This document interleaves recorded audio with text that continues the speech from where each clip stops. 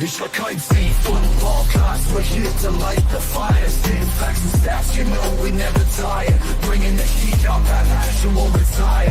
Busting through the mic, our voices never expire.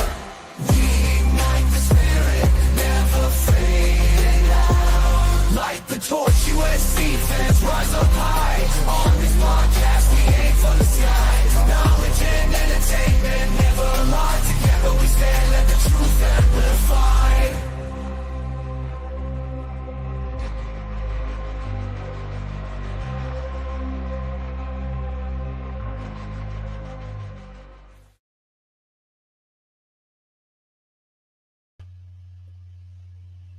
All right, welcome back, everyone, to another episode of the Light the Torch podcast. I'm your host, B. Jones, and I got the boys with me, man. Well, at least two of the boys, man. Blackie Chan's out today.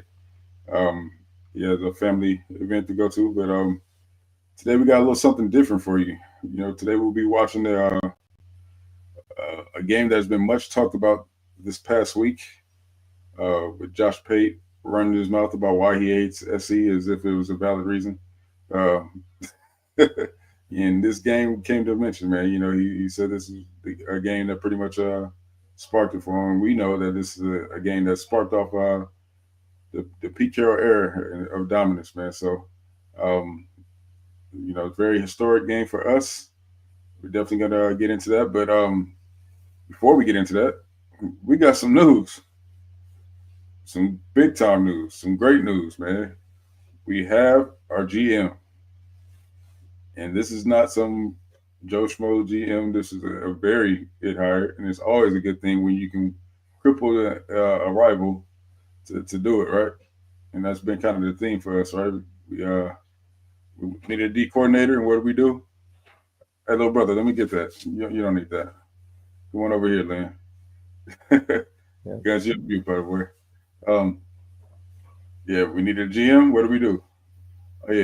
You don't want to live in South Bend. Come on over here, man. We got you. So, if you have not heard, man, we did make a hire. Chad Bowen is now our general manager. It's something that we desperately needed here at USC, and it's a great one at that. Guns, you got anything on that? Yeah, man, he's a rising star. I mean, he was actually at Troy for a little bit, then went to Cincy, I believe. Under Luke Fickell, and that's where he really met Marcus Freeman. They connected really well, and then once Marcus went to Notre Dame as the defensive coordinator, that was one of his first hires. Was, hey, I need to bring this guy in from a recruiting standpoint for the defensive side, and that's kind of where he started, and he just slowly went up the ranks. Not really slowly, really quickly, and was a GM this past year, and from what we're hearing, he was only really working with about $7 to $8 million budget. So I mean, in comparison to us, comparison to Oregon, Ohio State's the other big time programs, I mean, he's gonna have a lot more money to utilize and use. So I mean, he's very I guess open thinking, open minded. I guess that's what I'm trying to say. Where he'll think outside the box. He'll do, you know, whatever the case may be. There was a quick little interview or a podcast of him and Marcus and some guy, and they were just talking about how Chad wanted Marcus Freeman to jump out of a helicopter or a plane, you know, for the recruits and stuff like that's just the way he thinks. So I think it's yeah. So I think it's a huge time home run hire basically. He's getting paid triple basically of what he was getting according to the people out there in the media. Just very happy that we have Mama Jen. I know Lincoln is fond of him as well. And I think this will be huge for Lincoln. I think this could really let him focus on football more, even with the transition with Dave. I know Dave will still be there. He'll be the chief of staff, just so everyone knows. But I mean, that aspect, I think he can help Lincoln even more on some of the, you know, administrative stuff that probably comes to his desk, where he can like, hey, Dave, here, deal with this stuff, man. I got to focus on the X's and O's. So, I think this, again, home run hire. Absolutely. Raul.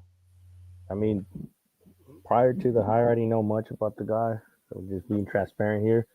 But based on everything that I'm reading and hearing, it seems like it was a home run hire. And then the thing that speaks volumes is like if Marcus Freeman was the guy that brought him over to Notre Dame and personally asked for this guy to be hired, it just kind of shows how big of a pull USC has. Like we were able to poach his guy from like an actual true rival, right?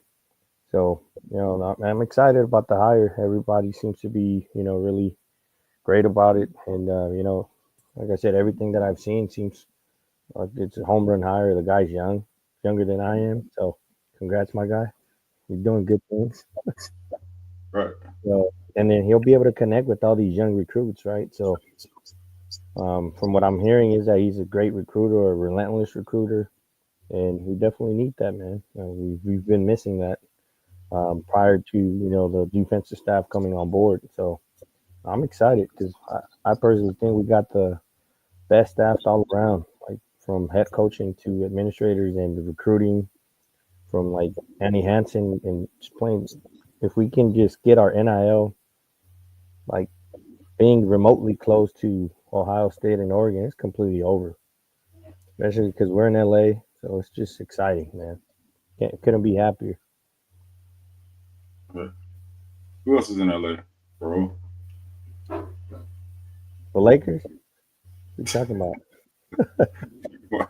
Never mind, I went over your head. But anyways, man. I get you. I get you. I get what you're saying. So Do more.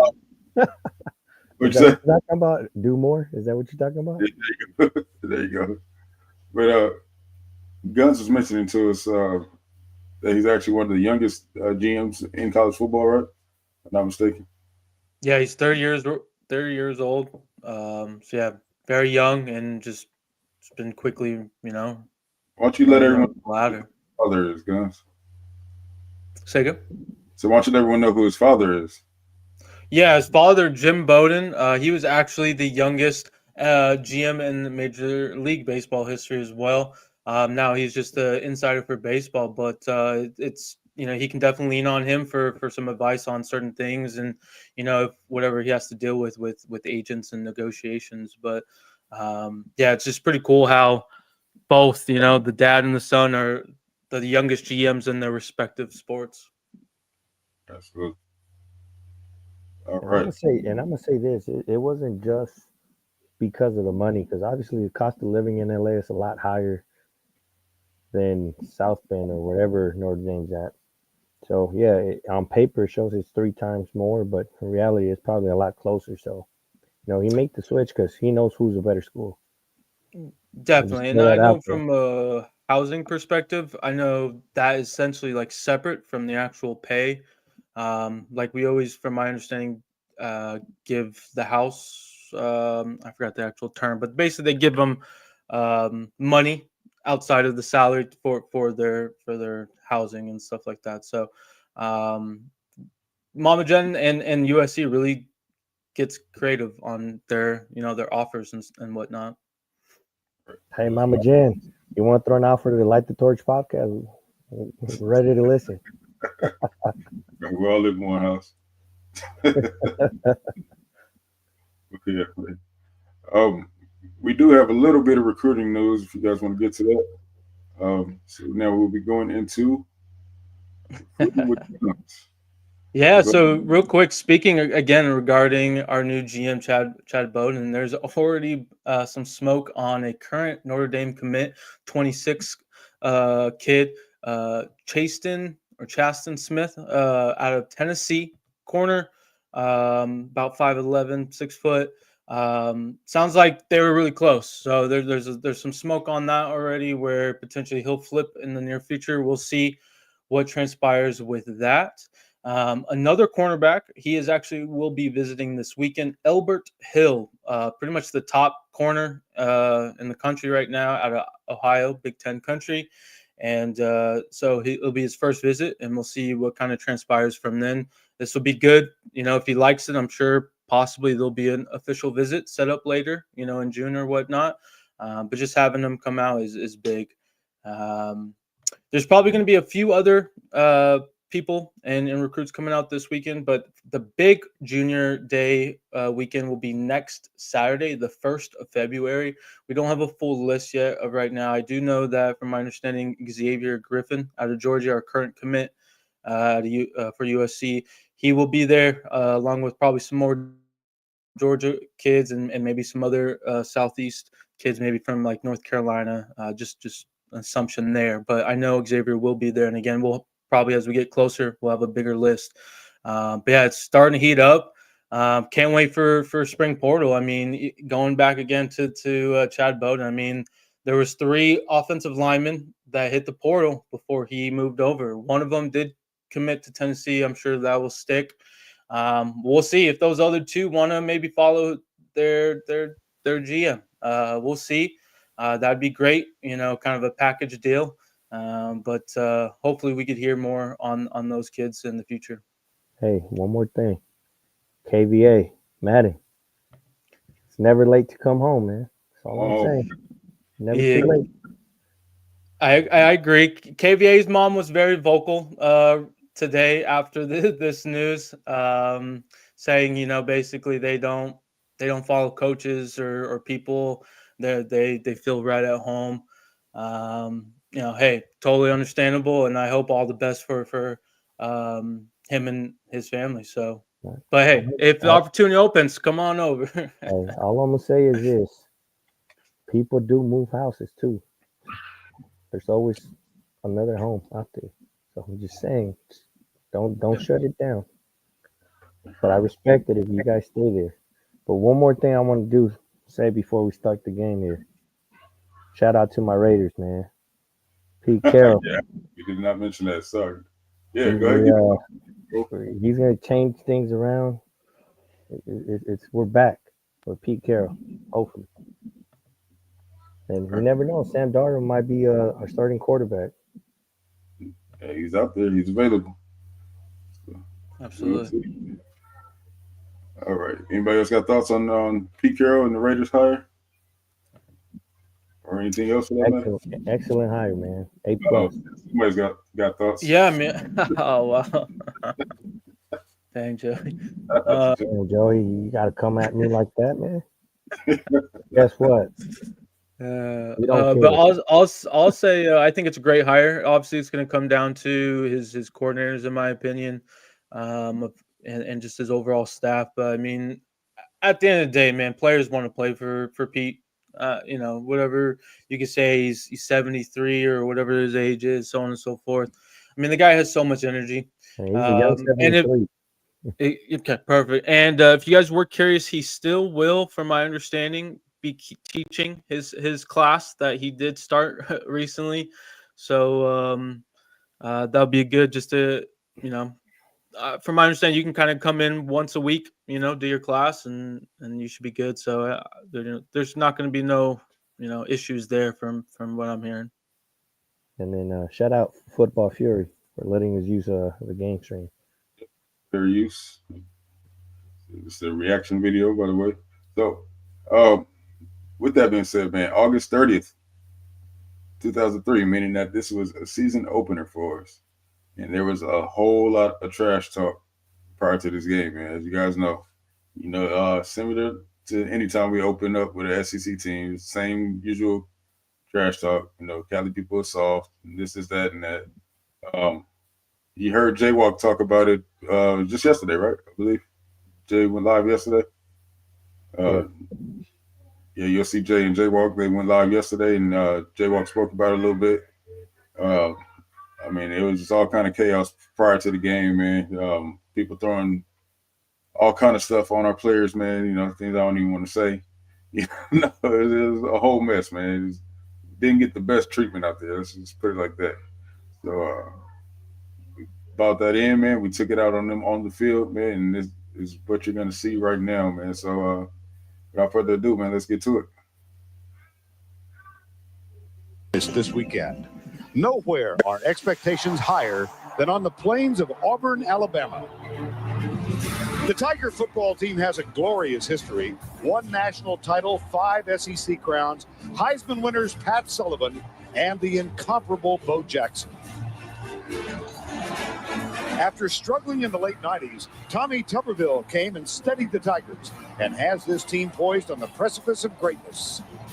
USC's storied past produced 4 national titles and 4 Heisman winners in less than 20 years. Last season, Pete Carrol and departed Heisman-winning quarterback Carson Palmer lifted the Trojans out of a decade-long malaise.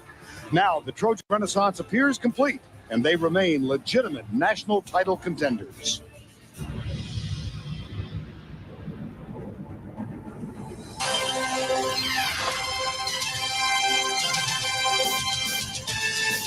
Yeah, I'm not gonna lie, I kind of miss these intros.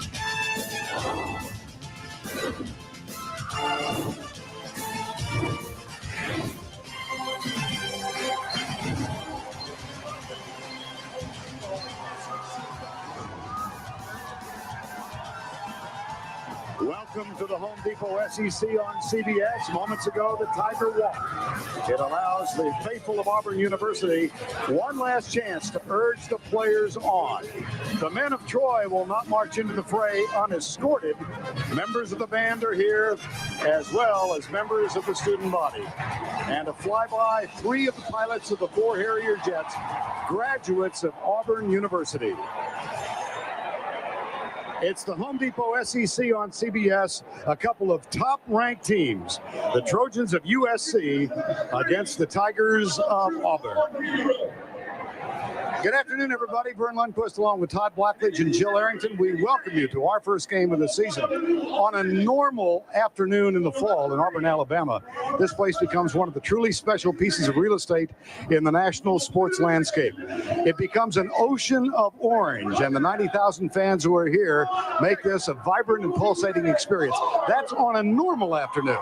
Today is abnormal, made so because of the presence of the men of Troy, the University of Southern California football team, making its first visit ever to the Auburn campus. And they come off a wonderful 11-2 season, a top 10 ranking this year. The Tigers 9-4 a year ago, rated number 1 by a couple of organizations, all of which makes for a compelling national season opener. I'm pumped. Yeah, and I know you exciting. You know, let's start with what we know about these teams. At the end of last year, these two teams were playing as well as anybody in college football. A lot of the key players from last year's teams are going to be on the field today.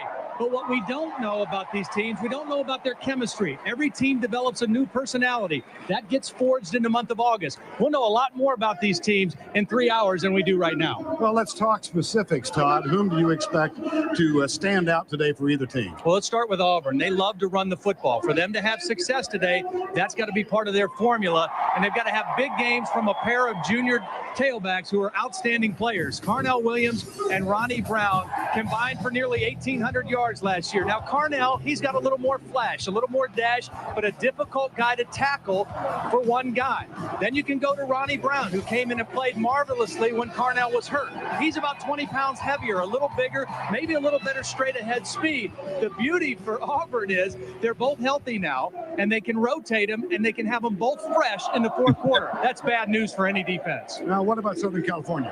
We got to start with a quarterback. They've got a new quarterback in sophomore, Matt Leinart, and I like what Pete Carrol has told him. He said, hey, Matt, don't think about replacing Carson Palmer, the Heisman Trophy winner. You're succeeding him. He won the job in the summer clearly by being a great decision maker and managing the football team. He's got to keep his poise here in Auburn today and find a way to get the ball in the hands of his dynamite playmakers on the outside. 2 wide receivers, senior Kerry Colbert and sophomore Mike Williams. For USC to have a chance to win, these 2 guys have to have big games. And the beauty of having 2 great wide receivers, a defense can scheme to take away 1, very difficult to take away 2. CBS Sports coverage of the Home I'm Depot gonna just say SEC that, on CBS. At quarterback We'll number continue 11, after this message and a he word might from have a your good local season that station. year. The Home Depot SEC on CBS is sponsored by The Home Depot, Singular Wireless, Miller High Life, and by Sonic.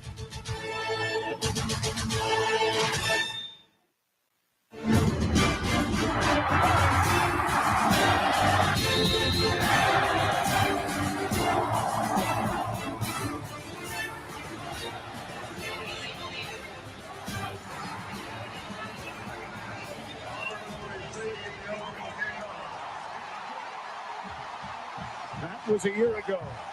This afternoon, the Auburn Tigers first on the field.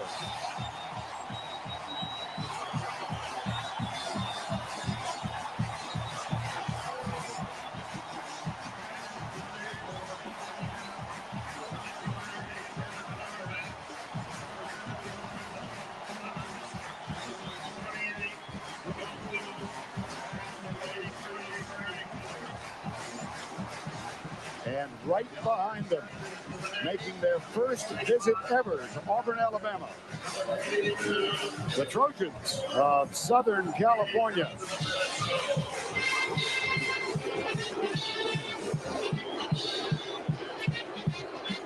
USC 11-2, winners in the Orange Bowl a year ago.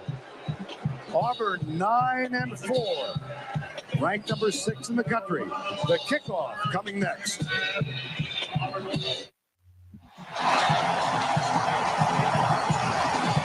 USC won the toss. They have deferred the option until the second half. That means Auburn will receive to open the 2003 season.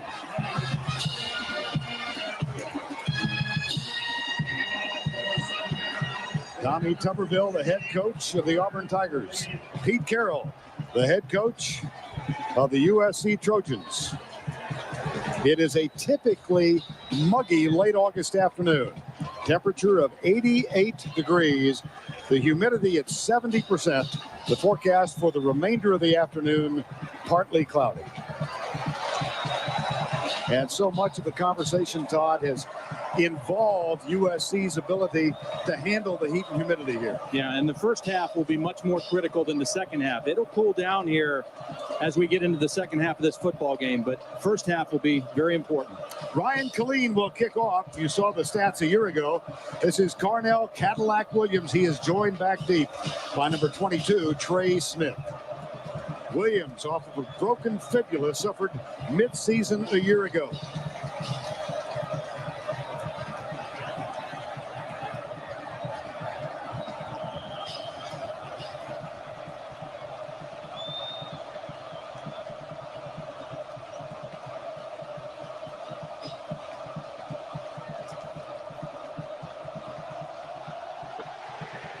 And the season has begun.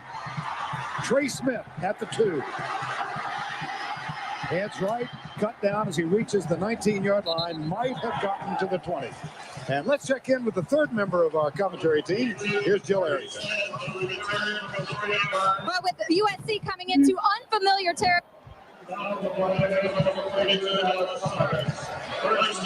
he set up his team during practice with noise and all kinds of music to assimilate what they knew would be a loud crowd down here in the Deep South, and they are loud. But one thing you can't prepare for is the humidity, and it's hot out here. But they do have on the sidelines a cool cake to cool down the players if they get overheated, to get them back on the field. But Todd, it might come down to who has the deepest bench to last in this heat through the fourth quarter. Here's a handoff to Cadillac Williams, heading left and negative yardage on the first play. Yeah, just to follow up on that point that Jill made, I mean, the first quarter, I think we'll see more substitution, particularly in the offense and defensive lines by both teams, because it will cool down as we get further into the football game. Jason Campbell. This, by the way, he's been a starter off and on for 2 years. This is the first season opener he's ever started. He came on and won 5, led the Tigers to 5 of 6 in the end of the season a year ago. Here's Campbell. Takes the draw, rolls right. Being chased, lets it go on the fly, incomplete. Anthony Mix.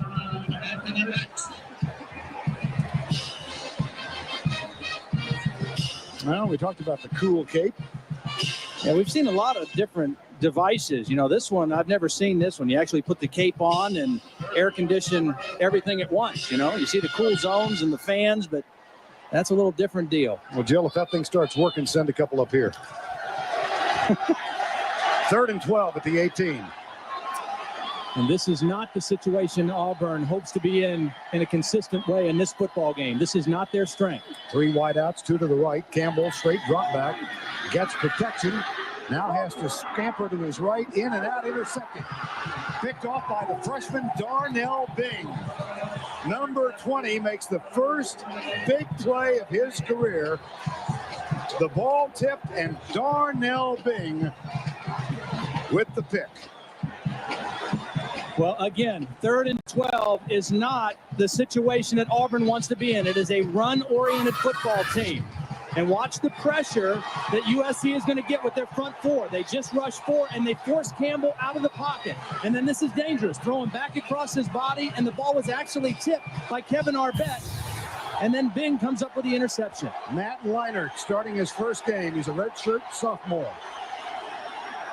Hands it off, left side. Matt Leinart, sophomore. Last year, the totality of his playing experience behind Carson Palmer. He had 2 snaps against Colorado. He had 3 series against Oregon and 1 snap against UCLA.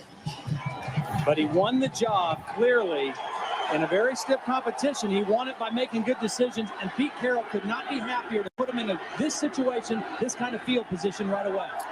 2nd down and 9. Leinart, the lefty, to throw for the first time in his career. It's incomplete. Kerry Colbert got knocked sideways by Carlos Rogers. That's going to be pass interference. Well, this is going to be a battle all day for the Auburn defense. If there is a weak link or a chink in the defensive armor of Auburn, it might be their secondary. Carlos Rogers is the best cover guy. The other corner is Junior Rosegreens, who was a safety last year. Interference on the defense, 15-yard penalty, first down. Colbert and Mike Williams are outstanding. And there's the hold right there as he tried to run into the slant. Rogers was in good position, but he can't wrap the arms around him. And a gift for the USC offense. And a 1st and goal at the 4-yard line. One thing Matt Leinart needs to be aware of now, the play clock is down inside of 10. They were late getting this play in. They can't afford to delay a game here. Southern California goes from the eye on 1st and goal. Handoff right side. There's a spin from Herschel Dennis, the sophomore, who has all of the experience at tailback. The 3 freshman running backs back him up. I think one of the best players in all of college football this year is Carlos Dansby, number 11, an outside linebacker from Auburn. He's the guy who comes knifing in there, and if he gets those arms around you, he's not going to let go. Dansby, a preseason All-American pick, 2nd down and goal. Steve Smith, a true freshman, who winds up split wide left. Here's Leinart deep in the end zone. Touchdown! Matt Leinart's first completion as a collegian goes for a touchdown. And he went to the right guy. A huge wide receiver. Mike Williams is 6'5" and every bit of 230 pounds. He was in the slot. He ran the slant. And he's a huge target in there. He's as big as most tight ends. Take a look now what Matt Leinart sees. Now remember, he's 6'5", so he's got good sight. And he throws to a 6'5" receiver, and that's pitch and catch, baby. Killeen on for the extra point. It's up and it's good.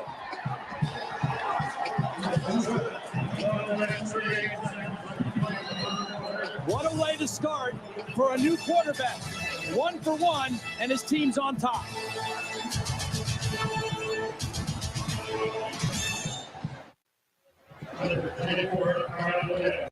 Oh, Matt Leinart might have written the first paragraph in what he hopes will be a lengthy autobiography. Something to tell the kids someday, huh? And if you're Norm Chow, his coach and offensive coordinator, you could not have scripted it better. Get your quarterback, great field position, call a couple safe plays, get a pass interference call, and then he gets a touchdown. Outstanding. Ryan Killeen to kick off for the 2nd time. This is Trey Smith again. This time he grabs it at the 1. And Smith cuts back to his right after the 20-yard line, and the Auburn Tigers will get it for the 2nd time in the ballgame. Another look at the touchdown. Well, this is Mike Williams, and he's going to run a slant, but watch these 2 guys. These are 2 new starters on the Auburn defense. Travis Williams, the linebacker, and Karibi Dede is the safety. They both get kind of fooled and out of position on the play, and Mike Williams settles right in between them and gives that quarterback a big target. A lot of returning starters on this Auburn defense, but 2 new ones got victimized on that play. And the secondary is of concern for the Auburn Tigers. First down and 10, Jason Campbell. One setback. Handoff goes to Ronnie Brown, this time number 23. And let's take a look at the Earthlink starting lineups, beginning with the Auburn offense. You've met Jason Campbell up front. It's Para, Reddick, Lindsey, Monrico, Crittenden, and Marcus Menil. That right side is huge. Carnell Williams and Ronnie Brown open in the backfield. Obamanu, Courtney Taylor, and Cooper Wallace, the tight end. Tommy Tuberville in his 5th season as the Auburn head coach. 2nd and 9. Direct snap out of the spread, little screen, and Obamanu cannot hang on. It is knocked down. Southern California defense, and it's an outstanding unit that returns 6 starters from a year ago. Very tough to run against. And Udeze, Patterson, Sean Cody off of a knee injury, and Omar Nazel, a terrific front 4. Grudegood, Lofa Tetupu, and Melvin Simmons are the linebackers. And the secondary, you've already met Darnell Ding. He's joined by Arbet, Leach, and Marcel Ullman. Pete Carrol, 3rd year head coach, Southern California. And also the defensive coordinator for the Southern California team. He makes all the calls for this good defense. On 3rd down, straight 4-man rush into the flat, caught by Brown. Comes left. There's Marcel Ullman is the first one there and gets a little help from Darnell Bing. 2 third-down plays for Auburn, both 3rd down and long situations. That plays right into the hands of the USC defense, and that's because they defended the run on 1st down. 2 excellent defensive series for the Trojans. And now punting for the first time in a ball game for the Auburn Tigers. It's a redshirt freshman named Michael Gibson. And Kevin Arbet, who missed all of last season with a foot injury, but was the return specialist 2 years ago, is back to receive it for the Trojans. Here's Gibson.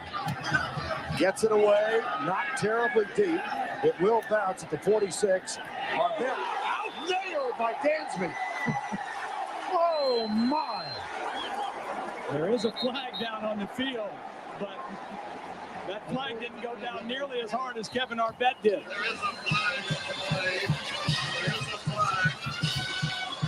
Flag at the 48-yard line of Auburn. Kevin Arbet missed all of last season with a foot injury. The year before, he was an all Pac-10 special teams player. Last year, USC was last in the conference in punt return and kickoff return. Arbet trying to make something happen. Nice to have your best player.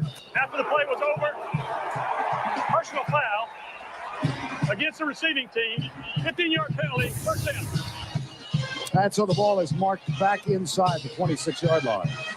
But Carlos Dansby giving you just a hint of why he's such a special player. He is special. That's the right word for him. He makes plays that you can't coach or you can't teach a guy to make.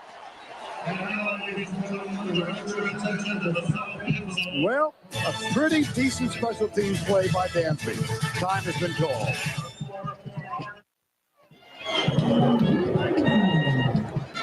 Southern California, 7-zip, penalized 15 yards for an unsportsmanlike penalty after the punt catch. Now they have a first and 10 at their own 26-yard line. Here's Herschel Dennis. Got some room. Rogers gets up with him, but a big gain on 1st down and 10. What a nice power run for USC. They lined up with 2 tight ends. It's a run formation, and it's an outside zone play. And Dennis just does a nice job of setting up the block by his tight end, Dominique Byrd, and then cutting it back inside. When you line up with 2 tight ends and 1 back, it balances out a defense, and it makes it easier to run to either side. That's a gain of 22 for the sophomore tailback. Now this is Dominique Byrd setting up tight to the left side. Reinert, quick hitch. Mike Williams makes the grab across midfield, out of bounds at the 48. Now let's introduce you to the Trojan offense. The offensive line, Jacob Rogers, all Pac-10. Vandermeer, Rogers has been hurt with a foot injury. Katnick also missed much of the two-a-days. Herschel Dennis, Lee Webb in the backfield. Mike Williams, Kerry Colbert, the wideouts. And the tight end, in place of the 2-year starter, Alex Holmes, is Dominic Byrd. Holmes, with a back injury, not yet ready to go. On 2nd down, it's Dennis. And a nice play by Travis Williams, getting his first start for the Auburn Tigers. Defensively, Williams, one of the linebackers. They've got great depth, particularly in the defensive line. They start Evans, DeMarco McNeil, Spencer Johnson, and Reggie Torbor. Two of the three linebackers we assume you have heard of. Dontarius Thomas, Carlos Dansby. The secondary, a bit of a trouble spot. Rose Green, Dede, Young, and Rogers. Leinart pumps, pressure. Dontarius, it was Brett Evans coming from the backside, number 94. And he forces him into the arms of DeMarco McNeil. Yeah, I'm not sure he got the first down, but I like the feel and the decision by Matt Leinart. He wanted to throw quick. It wasn't there, but he didn't panic. He hung in there as long as he could, and then he went straight up the field and tried to get the first down. Didn't get it, but an excellent decision by the young quarterback. Tom Malone led the Pac-10 in net punt return, net punting last year. Trey Smith waits it at the 10. Here's Malone, the sophomore. Nice high, very deep. This one will come out to the 20-yard line. Midway through the first quarter, Southern California up by 7.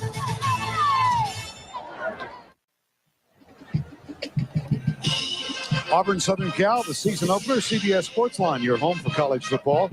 Get exclusive team rankings and live play-by-play for top 25 games.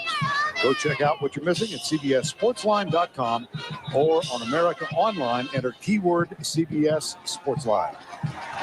Campbell and the Tigers come back on offense, third set. Unsuccessful so far. Yeah, and I would expect to see them maybe throw the ball on this first down play. They have not been able to run the ball with effectiveness on the two previous first down plays. USC doing a great job with their slanting defense. Double tight end set. Here's Campbell. Aroma Shadi makes the grab. He's out of bounds. Incomplete. And I'm not so sure that Marcel Allman didn't give away with a little push while the ball was in the air. Aroma Shadu made the catch, but he was out of bounds. But I think Allman gave him a shove while the ball was in the air that could have been considered pass interference. Watch Allman. He doesn't see the ball, but he pushed off. And there's the catch and both feet out of bounds. Aroma Shadu stays on the field, comes wide left. Little bump and run by Allman up tight. Double tight end set. This is a check at the line of scrimmage, and what Jason Campbell's doing is trying to run away from USC strength. Hand off up the middle. Cadillac Williams spurts across the 30. That is the first down for the Auburn Tigers.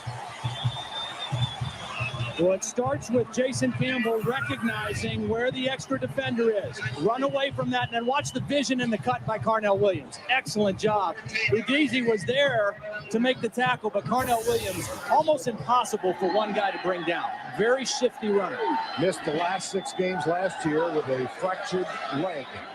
Now, this is Hugh Nall's influence as the offensive coordinator. 2 tight ends. Let's run that football. Option. And Campbell decked at the 30-yard line, lost a couple. Nice play on the inside. This is a defense that Pete Carrol runs where they slant one way or the other almost every play. And the trick is, if you're an offense, is try to guess right which way they're slanting. There's Hugh Nall. It's a chess match between Hugh Nall, the offensive coordinator, who's also the line coach, and Pete Carrol, who is the defensive coordinator. Hugh Nall, in his first season as the offensive coordinator. Up in the booth, Steve Ensminger, his first year as the quarterback coach, he's actually calling the plays. On second down after the loss of 3, Campbell has to head right. He's in trouble again. This defense is fast. We see fast defenses in the SEC, and this defense is just as fast as any defense we see week in and week out in the SEC. That was Frosty Rucker, a backup defensive end who transferred from Colorado State, that was there to put the pressure on. Frosty Rucker actually redshirted at Colorado State as a linebacker, transferred, sat out last year, and we will see him quite a bit today. And another 3rd and long, right into the hands of Pete Carroll's defense. See if they've got blitz on their mind. Jason Campbell thinks it's a blitz, and he's checking, and it is a blitz, but it's a zone blitz. Campbell in trouble. Not the swiftest nor most elusive of quarterbacks. And he's down at the 35. It'll be 4th down.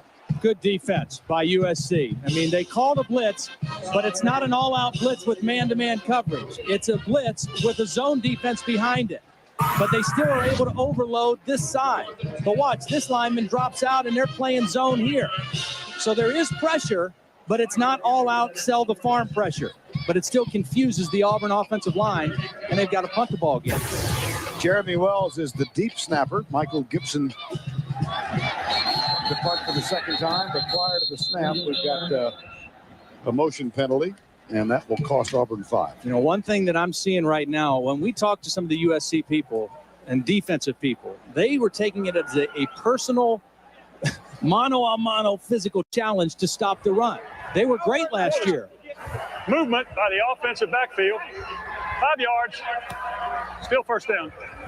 They were the best team in the Pac-10 in stopping the run, only 83 yards per game. They never allowed a runner to gain over 100 yards, but a lot of people say, yeah, but that's the Pac-10. They can't run out west. How can you stop a good power running team? So far, they are doing a nice job of stopping Auburn's run. Here's Gibson to punt. Pressure coming. He gets it away. Barely. Yes, he did. And it takes a sideways bounce, then hits upfield and is out of bounds. So good field position for Southern Cal. Man, I don't know how he got that thing off. I mean, there were a couple of USC guys in there quickly. Dallas Sartz, a backup linebacker, number 42, almost got this one. A 27-yard punt. Nada on the return.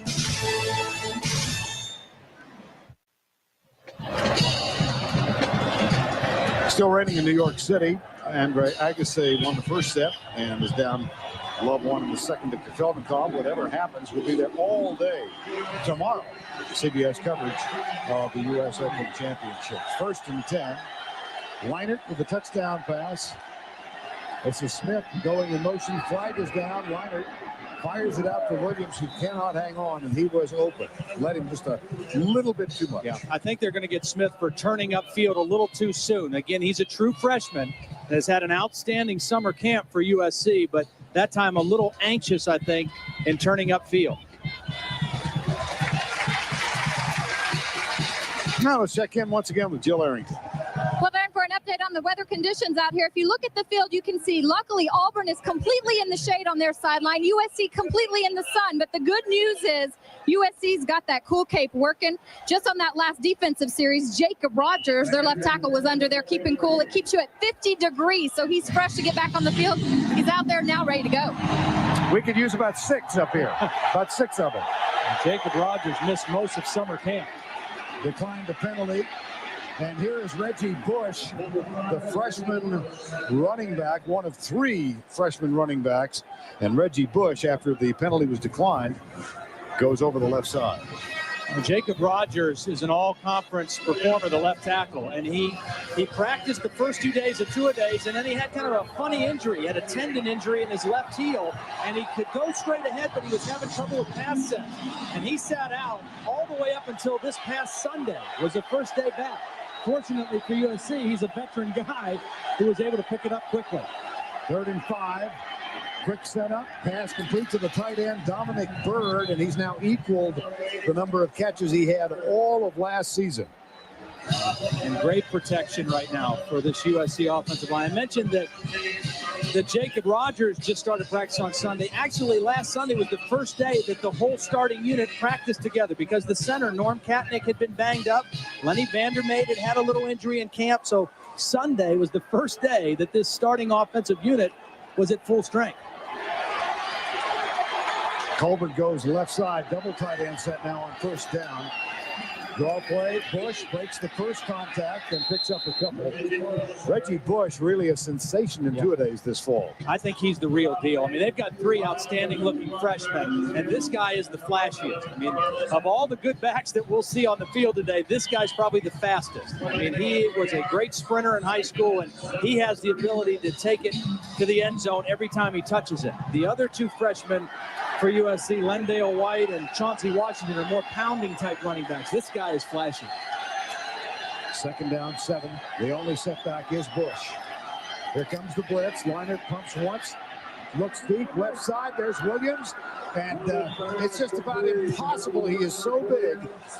And Mike Williams has a first down at the 10-yard line. Well, he's a huge target, but credit that USC offensive line. They picked up the blitz, no problem. And Matt Leinart, again, he's 6'5", so he's able to stay in there. Watch the blitz come and watch the offensive lineman just kind of sink in and stone them all. And Leinart's able to stay right in there and make the clean throw to Mike Williams. And again, that's a little bit too much cushion to give that guy. 26-yard gain. Here's the handoff to Bush. No, it's Herschel Dennis who is back in there. They'll rotate these backs in and out throughout the afternoon. A pass to Williams worthy of another look. Well, again, Matt Leinart, he's 6'5", he's a lefty. He's showing the poise that he needs. He's staying in the pocket. He's trusting his protection. A lot of times with a young quarterback, they start to look at the rush, and that means they're not looking downfield at their receivers. You want to feel the rush and see downfield, and that's what Matt Leinart is doing right now. 4 wideouts on 2nd down and 9. Leinart looking to his left, drills it low and incomplete, intended for Justin Wyatt, number 24. I think this is a critical part of the game for the Auburn defense. They need to hold USC to a field goal here. This is not an offense that's built on playing come from behind and you know, getting into a situation where they have to score a lot of points from behind. A run-oriented team, and right now this defense needs to step up. Now Smith goes wide left. Williams and Colbert both split to the right side. Williams is in the slot. That's where he caught the touchdown the last time. There's Leinart looking for Williams. It's incomplete. It'll be 4th down. Carlos Rogers defending. And the field goal unit, Ryan Killeen, will come on to try the 3-pointer. Now, Tommy Tuberville telling us yesterday he felt it important to keep the crowd in this game. And you give up a touchdown, they become dormant, so very significant. And one of the best ways to keep the crowd in the game is to not give up any big plays to Mike Williams. He specifically said we cannot do that. They've given up a couple catches to him already, one for a touchdown. Ryan Killeen from 28 yards away. And it's good. 3:21 to go, first quarter. Trojans by 10.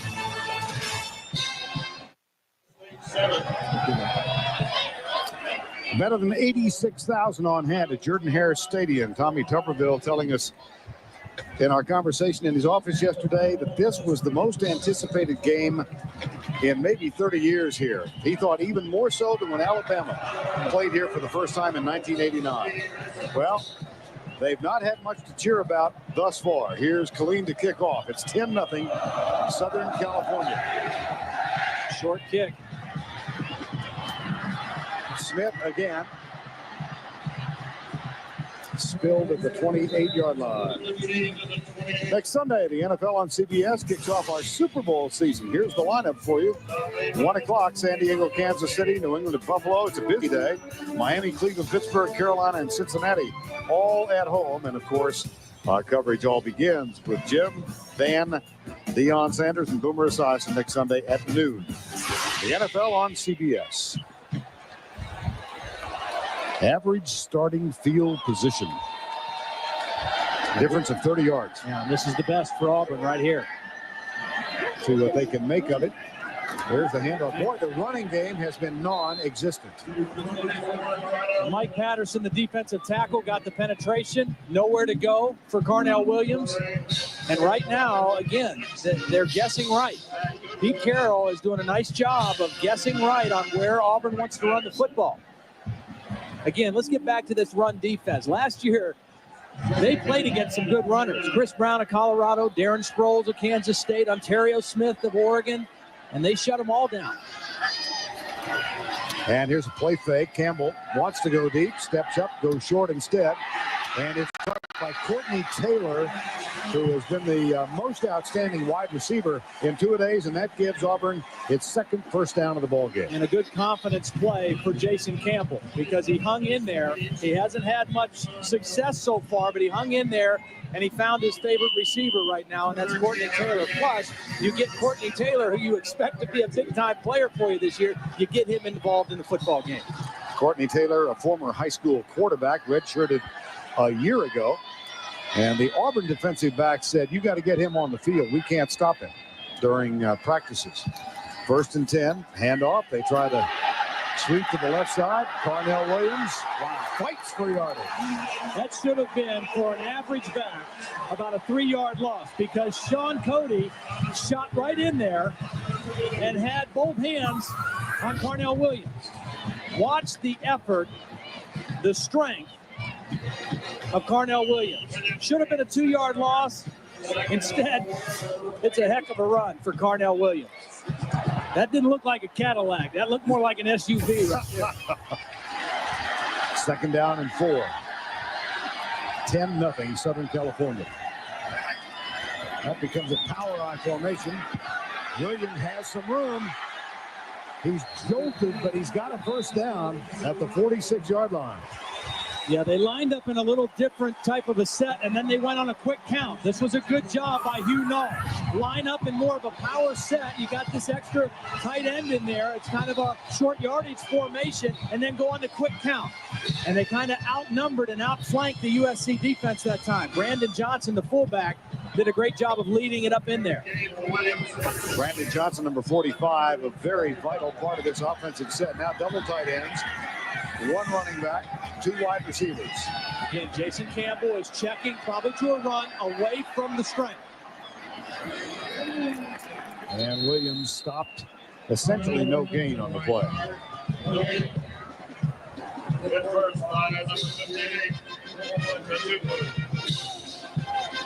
1:15 to go, opening quarter. See, last year when Auburn played USC, Troy Polamalu was the hard-hitting, run-defending safety for USC, and they felt like whichever way he went, the slant of the defense went the other way. Now, he's not on this team anymore. He's playing for the Steelers, so they're trying to figure out how are they rotating this defense. And on this series, Hugh Null's guessing right. Here comes the corner blitz. Campbell in jail. Matt Grudegood, I think, is an excellent football player. Now, he doesn't really look like it. He doesn't look like Carlos Dansby. He's 5'11", he's 215, he was a defensive back. He got too big to play safety. They moved him to linebacker, but he is extremely active. 81 tackles last year. He led the team. He led the team in sacks, led the team in tackles behind the line of scrimmage, and he made a big play there. Loss of 5, 3rd and 15 at the 50. Out of the spread, 2 wide receivers, left side.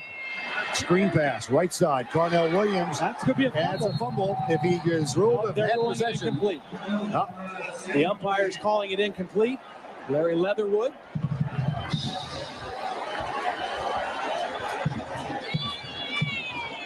I thought maybe he had possession.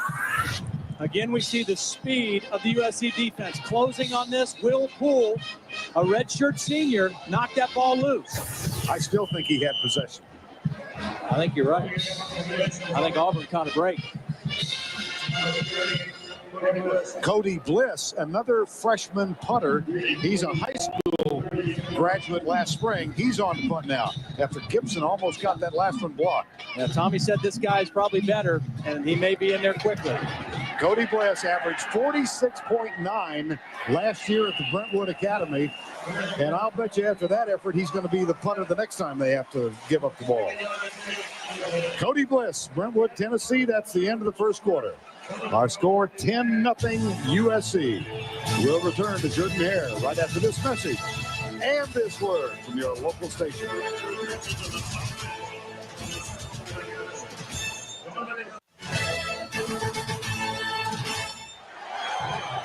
We welcome you back to Jordan Hare Stadium on the campus of Auburn University. Southern California leading 10-0 as we get the second quarter underway. Glenn Lundquist, Todd Blackledge, and Jill Arrington. Here's Leinert. Goes back to his right and makes the catch, and Mike Williams is free all the way to the 25-yard line. A 15-yard gain from Mike Williams, who has a touchdown catch. That was the first score of the game, followed by a field goal. And Southern California with a big play to open the second quarter, and they've dominated so far. Yeah, they really have. And I was just about to say before that play, this is a big test for Matt Leinert now. Bad field position. They've controlled the game. Stay in control. You know, make the right play. Don't do anything dumb with the football. And he made a great read and came back to the single coverage to Mike Williams. First down play, Leinert Handoff right side, Herschel Dennis charges out to the 29-yard line. There are two things that I'm incredibly impressed with so far in this football game for USC. Number one is the poise of Matt Leinart. I mean, he just looks like a cool veteran. He doesn't look like he's playing his first game as a starter. He looks like he's in full command and full control. And the other thing is how well USC is doing against Auburn's run. I mean, those two things in that first quarter is what has stood out in this football game. Second down and 6.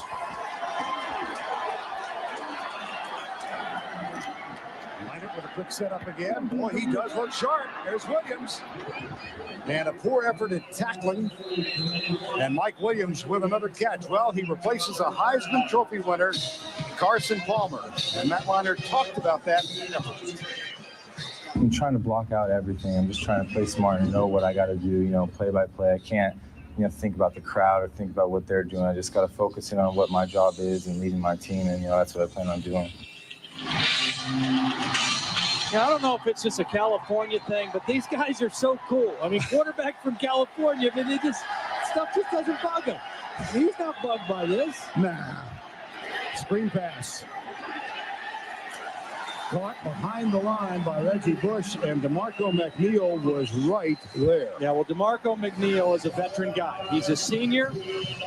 He's healthier than he's been in about 3 years. He's had a bad knee, an arthritic knee. He's about 20 pounds lighter than he's played, and he reacted quickly to that screen play. And one of the few negative plays that we've seen registered by this Auburn defense. That is a loss of 6. It's second down, 16. One setback. Bush coming left. Good pursuit defensively this time. Dontarius Thomas, number 54. Yeah, and Travis Williams. Both those linebackers read and got there quickly. Sometimes it just takes, a big play by somebody. Maybe that play by DeMarco McNeil did something. Watch these two guys, Dontarius and Travis Williams. They got there. They had great leverage. Good defensive play against the run. Third down and 16. Again, Matt Leinart needs to be smart with the football. If something's there, great. If not, take what you can and punt the football. Auburn will send a 4-man rush. Leinart, Mike Williams, hit, fumble. That is ruled an incomplete pass again. Dontarius Thomas thinks he's got 6. But, well, we've seen one both ways now, haven't we? We sure have. Carlos Rogers was there in coverage. And, the thing about defending Mike Williams on a slant, he's almost unguardable because he's so big. Watch the quick slant. His body's so big you can't get around him. The next best thing you can do is to try to drill him when he catches the football. And that's what Carlos Rogers did. He drilled him right in the back, and Mike Williams was bobbling that the whole way. Good call by the officials on the incomplete. Now, that was not a catch. Nope. Tom Malone on the punt for the second time. Trey Smith. They came after him. Nice and high, and this will go out of bounds. And it's going to result in a very short kick. It was way left. Auburn took a shot at that one. USC had 2 punts blocked last year. Tom Malone's got a great leg, but he better get it off quicker than that. 25-yard punt. 10-0 USC.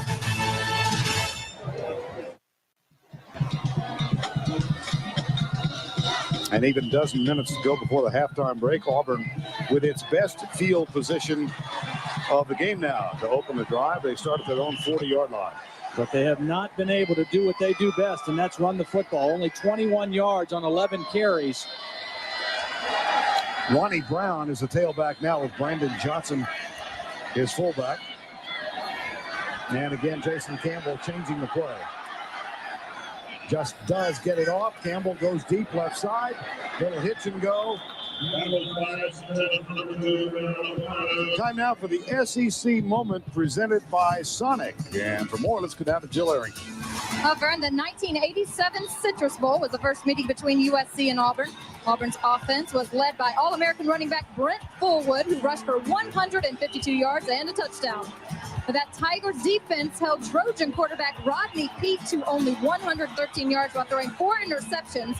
Auburn went on to win it 16-7, recording the Tigers' 500th all-time win. With only 21 rushing yards today, they better pick it up for Auburn if they want to control this game, Vern. Yes, indeed. Here's a play fake. Campbell looks deep for the comeback pattern. Terrific downfield coverage.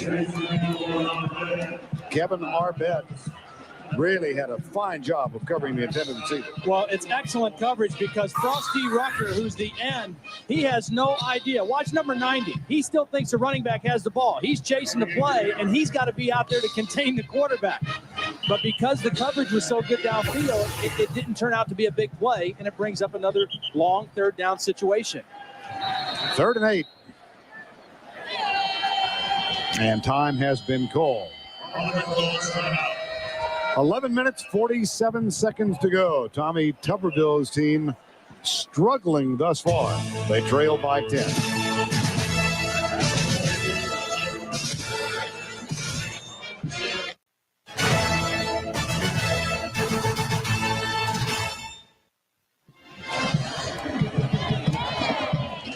Catherine Morris stars in the next great crime drama from the producer of CSI. Don't miss the premiere of Cold Case, Sunday, September 28th, right after 60 minutes.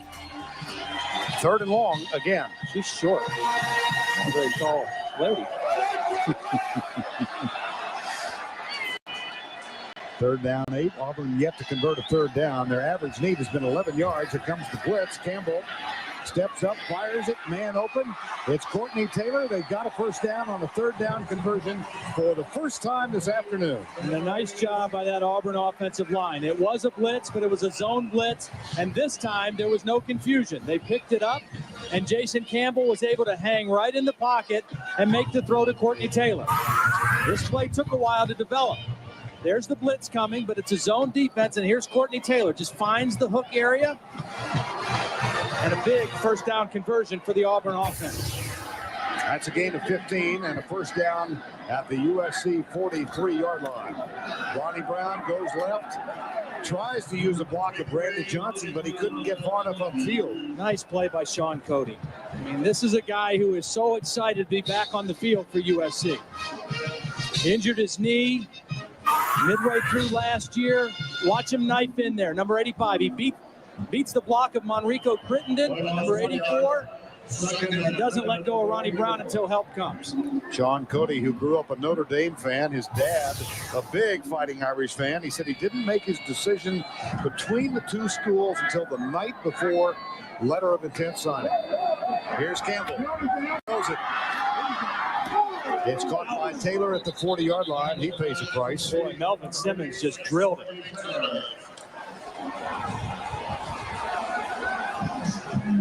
I'm going to tell you what now, these are two physical defensive football teams. Courtney Taylor fighting for extra yardage. He stood up, and Melvin Simmons and Grudegood come and just put the wood on him. Man.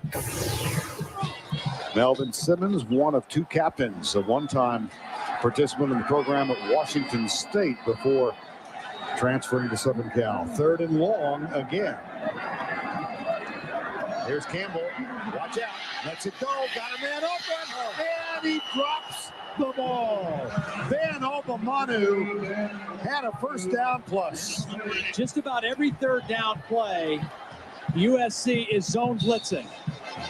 And the last couple times, the Auburn offensive line has picked it up pretty well.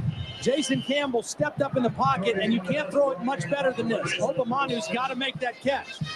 It looks like he got a little distracted with where the sideline was, and Jason Campbell knew they missed a great opportunity right there. Watch for the fake punt. This is the area they might do it. Brandon Johnson is the guy they might snap it to. They look at a 4th and 8, and Bliss does get the snap nice and high, and a fair catch called by Arbett at the 11-yard line.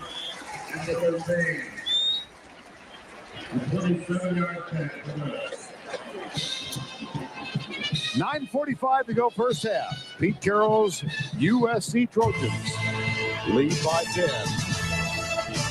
Ouch. Tuesdays this fall on CBS. You know what this feels like right now to me is this is Carlos Dansby time for Auburn. They've been pretty much stymied, and he is the kind of guy that can make the unusual play. Here he is right here. I just have a feeling he's about ready to make something happen. Leinart has played very well in the first quarter and a half. Here's a handoff. Dennis cut down as he gets to the 17-yard line.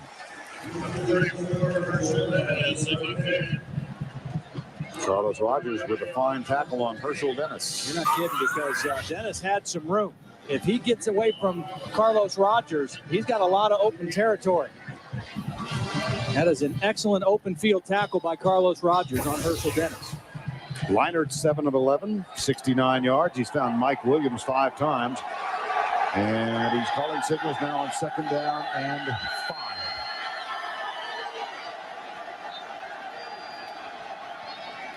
Hand off, up the middle. Dennis, spin move. Donnie Young, number 10, made the tackle. Well, we've talked about Matt Leinart being a cool California quarterback, kind of a surfer dude, but here's more from Jill. That's right. Talk about cool. Matt Leinart's girlfriend, Veronica Kay, was a national high school surfing champion in 1997. She's now a professional surfer and has an endorsement deal with the ever popular Roxy clothing company. She's also starred in a TV show Boarding House. Veronica's advice to Matt was keep your head up, never give up attitude. He seems to be doing pretty good today. Pretty poised out there, huh, Todd? Excellent poise. Outstanding poise. There's a big play. Doug Langenfeld, a junior college transfer from Charleston, South Carolina. He played his junior college ball at Reedley College in California, and he just gets off the ball. Great job, just beats the block. Just his quickness got him across the line of scrimmage, and he was there waiting for the ball carrier. Loss of 5, 2nd down and 15. Langenfeld actually worked as a forklift operator when he did not qualify academically right out of high school. Here's Leinart. Nice poise there, and Greg Gunther, the backup tight end, number 44, makes the catch. Gunther, who is a starter on the basketball team after football is over. I saw him against Arizona last year. 10 points and 10 rebounds. Double-double. He's pretty good. Yeah, he can play. He's a big target, too, now. I mean, 6'8" for your tight end. It's a nice target to throw to. 3rd and 9. Kerry Colbert has only had one ball thrown to him. He's in the slot up here, number 83. Keep your eye on him on this 3rd down play. Pressure, Leinart. Tipped. Incomplete. Almost a terrible decision by Matt Leinart. It was a bad decision because the Auburn defense won on that play. Jay Ratliff was in there with the pressure, and that's one where the young quarterback probably should have just taken the sack. He almost threw a dangerous interception. So credit Jay Ratliff for getting in there and putting the pressure on the quarterback. Dom Malone to punt for the 3rd time, and Trey Smith awaits it at the 30. And they almost got the last one. Return is on this time. Boomer. It is. Smith drifts all the way back to the 14-yard line. And a wonderful downfield play. Will Poole, number 28. 58-yard kick.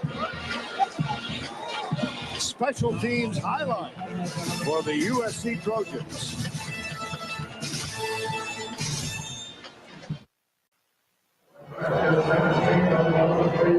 Welcome back to Auburn, everyone. Just a reminder, Spencer Tillman will join me for the EarthLink halftime report, and we'll get you caught up on a busy day of college football, including the dawning of the latest era in Alabama football. How did Mike Shula do in his Crimson Tide debut? We'll tell you on the EarthLink halftime report.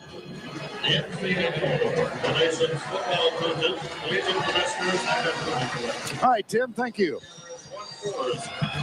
And on the field, the Auburn Tigers trailing by 10. You know, I think the Auburn defense has kind of settled into this football game now. They've got their feet under them. It's time for the Auburn offense to get a little more productive. They had that drop pass on the last series, and they don't have great field position here. And the play clock expired. That should never, ever happen. Out of a timeout. Out of a timeout, you run onto the field and you get a delay of game. Again, now, Auburn's got a little different setup. First down. Hugh Nall is the offensive coordinator and the offensive line coach.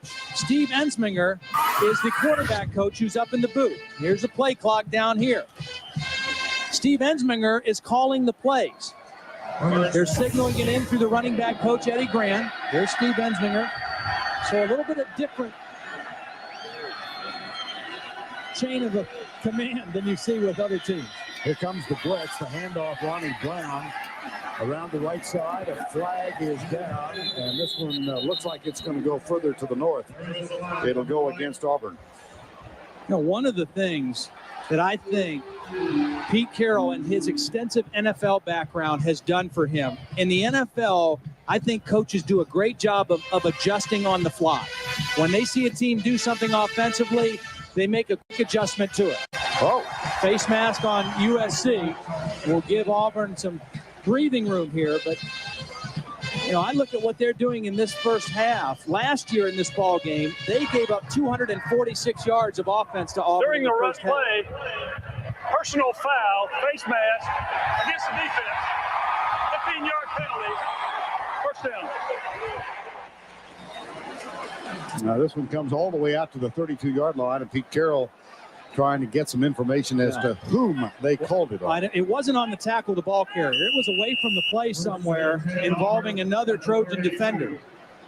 Nonetheless, a costly penalty for Pete Carroll's defense. And a first down, Auburn at their own 32-yard line. Brown comes in motion and sets up wide to the right. Campbell comes his way and overthrows him. Campbell has been very erratic. Well, and they telegraphed that one. And Kevin Arbette, number 30, was reading it all the way. And they brought Brown out there, and Jason Campbell was looking there all the way. And Kevin Arbette saw that as well. Second down and 10.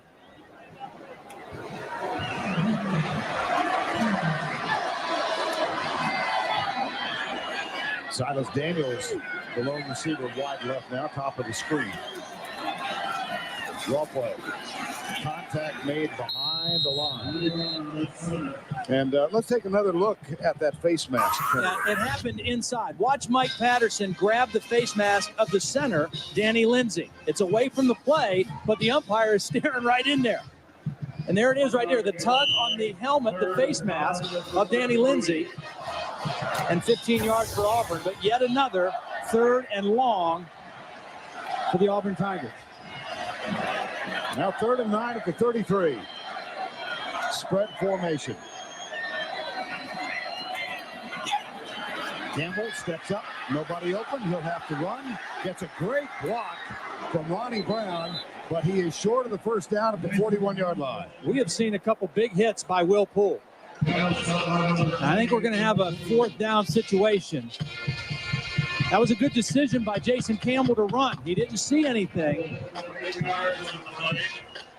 Now this, even though they're on their own 40, this is where we're going to see a fake punt here. They've got a spread formation, and it's a direct snap to Brandon Johnson, number 45. They only need 1 yard or 2 yards for the first down. Here's Brandon Johnson right here. Watch the fake punt on the inside. Jeremy Wells is the snapper. Nope. Tommy tricked us, didn't he? Yes, he did.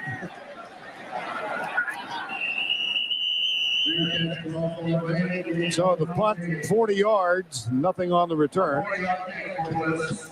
Well, I've been waiting since the Sun Bowl in El Paso, Texas, last December 31st to introduce the next segment. It is time now for the Aflac trivia question of the day.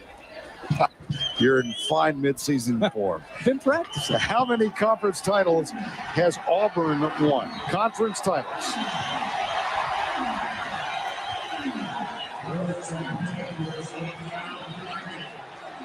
Key is conference titles. I don't want to give it away. Here's Leonard handing off to Reggie Bush. Bush goes right. Spencer Johnson with the tackle. Reggie Bush, we've talked about 3 freshman tailbacks. This fella finished 3rd in the 100 meters in the state high school in California last year with a time of 10.45. He averaged 12 yards per carry over his high school career. A little less than that this afternoon. Yeah. But he does have that breakaway speed, and if he gets out into the open field, he's going to be tough to catch. Second down, 11. Deep handoff, Bush. Cuts it back. Tries to find space. Flag is down. This is probably going to be a hold against USC.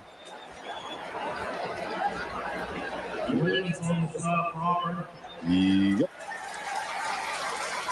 If you want to get technical, I guess that's illegal use of the hands. Bobby Gaston would prefer that we get technical. Let's do it. Bobby, who is the director of officiating in the Southeast Conference. Illegal block in the back. During the run, block in the back by the offense, 10 yards, repeat second down. Now Pete Carrol in his third year, great recruiting class this year, judged by some who specialize in that sort of thing as the best in the country. Bush, Chauncey, Washington, Lendale White. Lendale comes from suburban Denver area. Played at Denver South and Littleton Chatfield there and became the all-time leading rusher in Colorado high school history. High school coach was Dave Logan, whom you remember. Former Cleveland Brown. Right. And here is Dennis getting a couple. Dontarius Thomas, number 54, makes the tackle. Dontarius Thomas graduated last spring, has his degree in management information systems. He's one of 6 young men on this Auburn squad who've already earned their degrees. Played high school ball at Perry, Georgia, about an hour south of Macon, and had to make a decision to come back this year for his senior season instead of opt to play on Sunday. He and Carlos Dansby made those decisions independent of each other, but key for Auburn's hopes this year. 3rd and 16 at the 13. Herschel Dennis. And it'll be 4th down from the 23-yard line. Pretty conservative play call by Pete Carrol and Norm Chow, but they would be thrilled to go into the locker room up by 10. There's a player down at the 15-yard line. Lanny Vandermeid, left guard. A 4-year starter for the Trojans. Well, Jacob Rogers has been hurt through camp, as has Norm Katnick, the center. And Vandermeid, they're looking at his right ankle. Take a look at him. Here he is right in here, number 78. And his right ankle is going to get rolled on right there. An inadvertent play. And then you got big bodies flopping around on each other in the trenches, man. That is some dangerous action.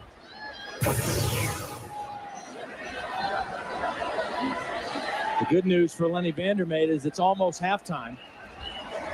And if it's not too serious, he'll have a little bit of a break here to get some treatment, maybe get it retaped or rewrapped and try to get back in this football game. That's good to see him walking off under his own power. Now there is a contingent of Southern California fans here in this sea of orange, 86,000 plus, the USC faithful located in the northeast corner of Jordan-Hare Stadium. There they are. Well, that's in the upper end zone. Those are really the euchre seats. Wow.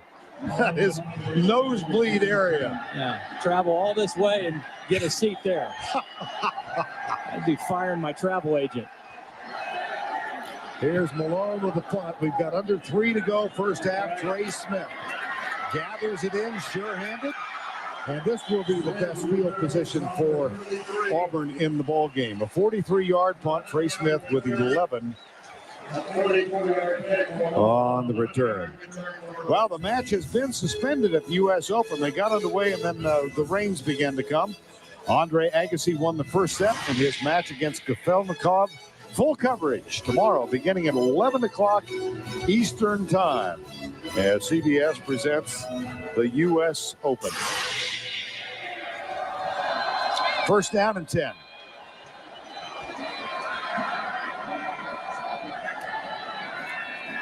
Here's Campbell.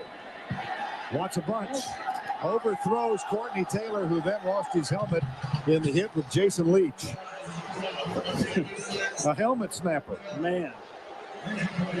I mean, Jason Leach, at first I thought, man, if he plays the ball, he might get an interception because this ball was thrown ill-advisedly by Jason Campbell. But Leach says, no, I think I'll go for the hit. And it's a good hit. Shoulder first, not helmet first. And Courtney comes up without his. Physical football. Both these teams, very, very physical. Oh, you heard of a decleater. That was, wow. 2nd and 10. Zone blitz look. And here they come. They'll pick up by Cadillac Williams. Campbell has to run and completes the pass at the 49-yard line. Ben Obamanu, who dropped that sure first down earlier in this quarter, inside the 10. And heads-up play by Jason Campbell. Rather than force it and try to get all of it, he dumped it off underneath, and he brings up a third in a manageable situation. They have had so many long third down situations. This is 3rd and 6. Much easier to convert. 3rd and 6 from the 49 with 2:28 to go before the break. 10-0.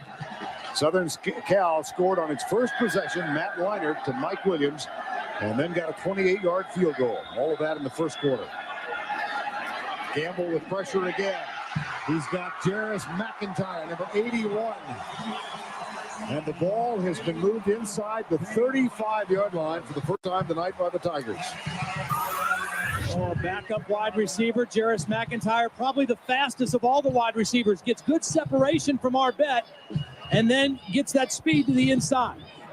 He kind of jammed himself off of Arbette, got the separation, and Jason Campbell able to find him over the middle. McIntyre's first catch, an 18-yarder. First catch of the season. And a 1st and 10 with 2:03 to go before the break. Play fake. Campbell looking deep. Has to run. Good decision. Yep. Good decision. I mean, don't make a bad play right here. Sometimes the defense wins, you know, and a young quarterback, that's one of the hardest lessons that you have to learn. Jason Campbell, he's been around the block. He's played enough games to know sometimes they guess right, sometimes they cover all my receivers. Just don't make a bad play. And so Jason Campbell out of bounds with a loss of 2 at 2nd down and 12. 3 wideouts, split left. Carnell Williams, the lone setback.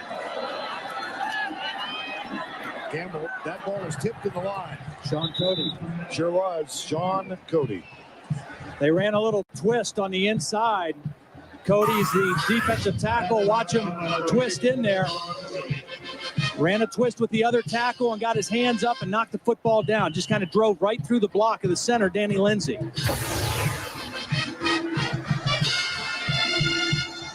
Auburn Tigers shut out in the first half only one time last year. That was in the Capital One Bowl. They came back and won it 13-9. Campbell 6 of 16. Very modest numbers here in the first half. Lindsay snaps it. They didn't get it off, did they? No flag. Now he throws it away, and he does manage to dump it. No, there's a flag at Campbell's feet. He was not outside the tackle spot. You're right. He was not outside the tackle spot, and that's probably going to be intentional grounding. You've got to get outside that area and then throw it past the line of scrimmage.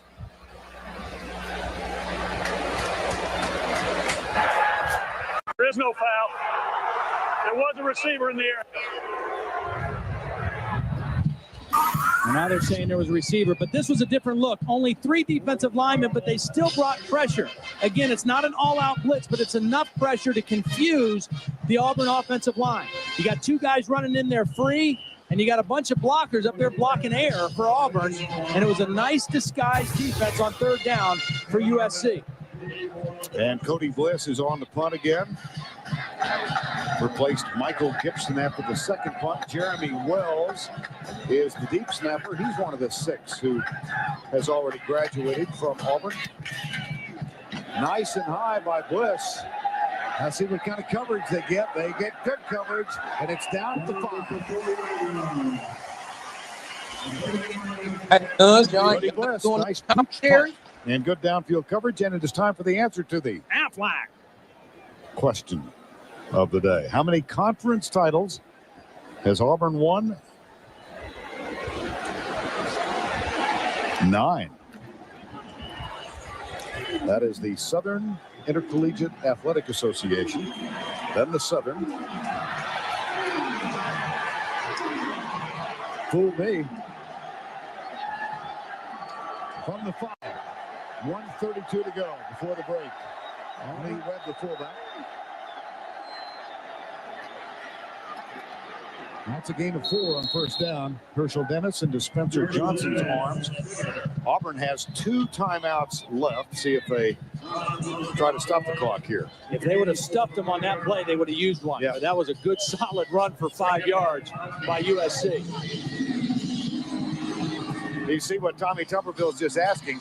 How many timeouts do we have? I mean, if you stuff them or knock them back on that first down play, you use one right now, and you hope that you can force a punt from deep in their territory. But that was a good, strong run by the Trojans. And here's another. Dennis out to the 13.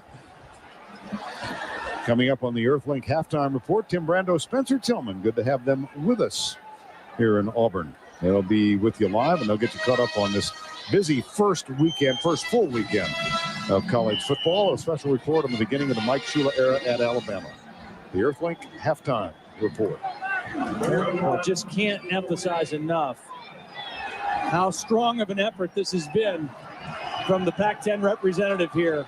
In a hostile environment, they have dominated things up front, particularly with their defense. Here's the handoff again, and that might be enough. It will be a first down, and that's the final play of the first half. Touchdown pass from Matt Leinart to Mike Williams after a Darnell Bing interception. That gave USC a 7-0 lead.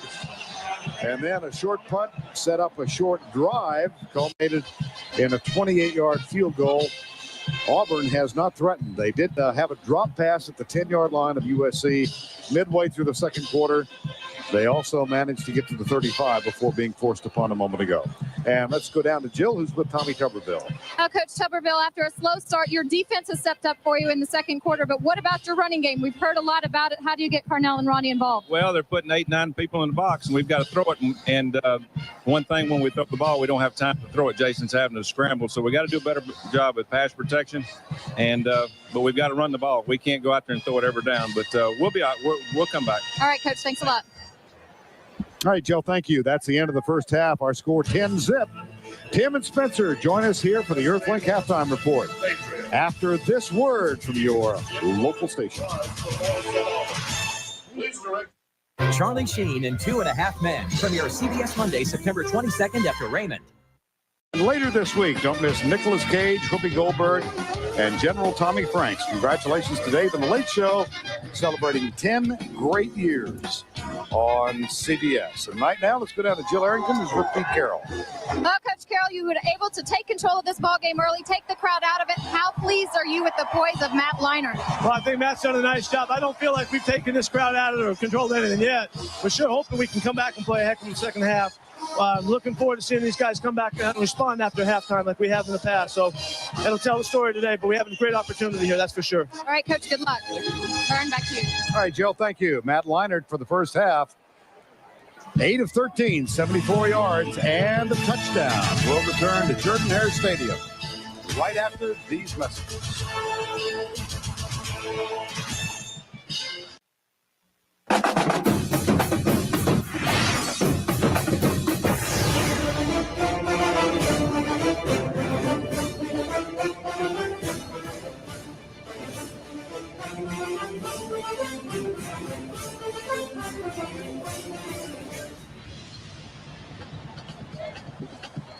All of that in the first half. We're getting set for quarter number 3. USC leading Auburn 10-0, and the Trojans will receive to open the second half. Philip Yost, the kickoff man, and Kevin Arbett, the deep man for Southern Cal.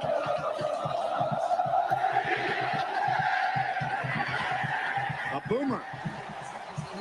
And it comes out to the 20, from which place the Trojan offense will take the field, but really hard not to be taken with what the defensive USC effort has been in the first half. I think that's really been the key to this football game. They have dominated play with the You USC guys defense. want, They have stuffed Auburn's running game. Only 35 yards rushing from a team that is excellent at running the football. And then when they've forced third down situations, they've been all long yardage situations for Jason Campbell and the Auburn offense. So really an impressive outing in the first half by the USC defense. And Matt Leinart getting the first start of his career has been very much in control, quite cool in the cockpit. He'll open with a pass, flips it out to Dominique Byrd, and Byrd gets a block from Gunther. Now he's got a downfield block from Justin Wyatt, and it is a huge gain of 43 yards for USC on the first play. Well, a pretty nice adjustment, obviously, by Norm Chow in the locker room. Play action, watch the action go this way, and then the quarterback comes out on the bootleg. Gunther is the deeper tight end, and he's going to be the lead blocker. You see him peel back and get Travis Williams, and the shorter tight end, Dominique, gets the completion, and what a way to start, again, for Matt Leinart. 43 yards on the first play in the third quarter. Dennis is the deep back. That's Colbert in motion. Leinart play fake, looks deep for Colbert. He's got him deep, and then he goes for Williams instead, and it is incomplete in the end zone. The ball got too far inside on Matt Leinart. When you're throwing a takeoff route like that, you don't want to bring the ball back inside. You want to keep it out over the outside shoulder, and Mike Williams is hobbling off the field a little bit. You see Mike Williams, you want to throw that ball over his outside shoulder so he can go away from the defender. The ball's too far inside, and Leinart actually fairly lucky that he didn't get it picked. Karibi Dede, who's getting his first start, and Williams limping as he heads to the far side. Second down and 10. Justin Wyatt takes his place. Here's Leinart, quickly out in the flat, caught. Steve Smith, the true freshman from Canoga Park, California, with the catch. Now let's check the halftime numbers. Neither offense with a lot of offensive production. 144 for SC, but the third down conversions, USC was a little bit better than Auburn. And a lot of that was the result of just long yardage situations when Auburn had third down. Southern California with a 3rd and 4 here and a 10-0 lead. Deep handoff. Dennis cuts it back to the left. What a nice run. Yep. When you run a zone play like that, you tell the back, this is where you're supposed to hit the play. But if you see something the other way, go ahead and take the cut. See, he doesn't have it right there. Reggie Torbor was right in the running lane, and so he cut it back, and he got the first down. That was a nice piece of running by Herschel Dennis. And a 4th and 1. I'm sorry he didn't get the first down. I thought he did. 65 yards tonight. Kind of appropriate, isn't it, to see somebody named Herschel wearing 34? Walker comes to mind. 4th and 1. Dennis gets the handoff, the first down inside the 25-yard line. Great push up front by the SC offensive line. And sometimes on 4th and 1, you wonder why take that ball so far away from the line of scrimmage and give it to the I-back. But they got great push, no penetration by the Auburn defense, and an easy first down conversion. I really like Pete Carrol. I went out to USC last week and watched them practice, and he is such a high-energy guy. And his team, particularly his defense, they feed off of his energy. They think he's a defensive genius, and they think he allows them to play fast and play loose. And he's done an excellent job turning that program around out at USC. He's in his 3rd season as the USC head coach. First gained national prominence as a head coach with the Jets and the New England Patriots. Out of coaching for a year. Then Mike Garrett hired him to come in and resuscitate a USC program. There's the first down carry. Carlos Dansby on the tackle of Herschel Dennis. Fun to talk with Pete Carrol about the difference in the play for pay league and college football and how much he loves being back in the collegiate scene. Yeah, he really does. He felt like there's a little better, higher level of tolerance in college football than there is in the NFL. That's nicely stated. Yeah. I did like how he said that. Second down and 10. Leinart with pressure. And Dontarius Thomas was deep on Steve Smith. It'll be third down. That was excellent coverage that time downfield by the Auburn defense because Leinart had a long time to throw that ball. He stayed in the pocket, he stepped up, and nothing opened up for him downfield. We're talking about Pete Carrol again. When he started his career at SC, he started 2-5. And from that point on, they went 15-3. So, I mean, he has been hugely popular in the last year and a half. Third and 10 at the 24. Rush from the outside. That ball is tipped and incomplete. Fourth down. Bad throw by Matt Leinart. It was behind the intended receiver, Wyatt. On that quick crossing route with a speed receiver, you want to get that ball in front of him so he can catch it and keep running. See, the ball's behind him and high. Hey, I can commentary in Spanish if you guys want. And the score, I can go all out like the Mexican commentators for football. You guys tell me, man. I'll give the USC guys some competition. Like the Deportes. See that 42-yarder? Easily. I will kill it, man. Have you seen these Dominican commentators of baseball? That'll be me, man. 42.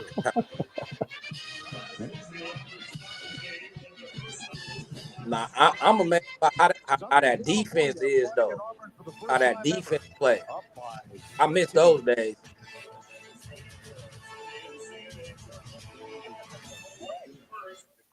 They're coming back. 56-yard right, Anthony? Hey, all I know that Raul will be making that 42-yarder. Leinart to the tight end. Help set up the field goal. You've been saying that for a minute, man. We're waiting to see it. Hey, I was sick, man. I had a bug going. But I'll upload that video soon. I'll start with a 30-yarder, and then I'll work my way up to that 40-yarder, man. National championship. 1978 team won a national title. Hey, Guns, I heard you might give Tony Romo some competition. Later won a split vote. They won one of the two titles. And the other previous not at all. venture into this state, 1970.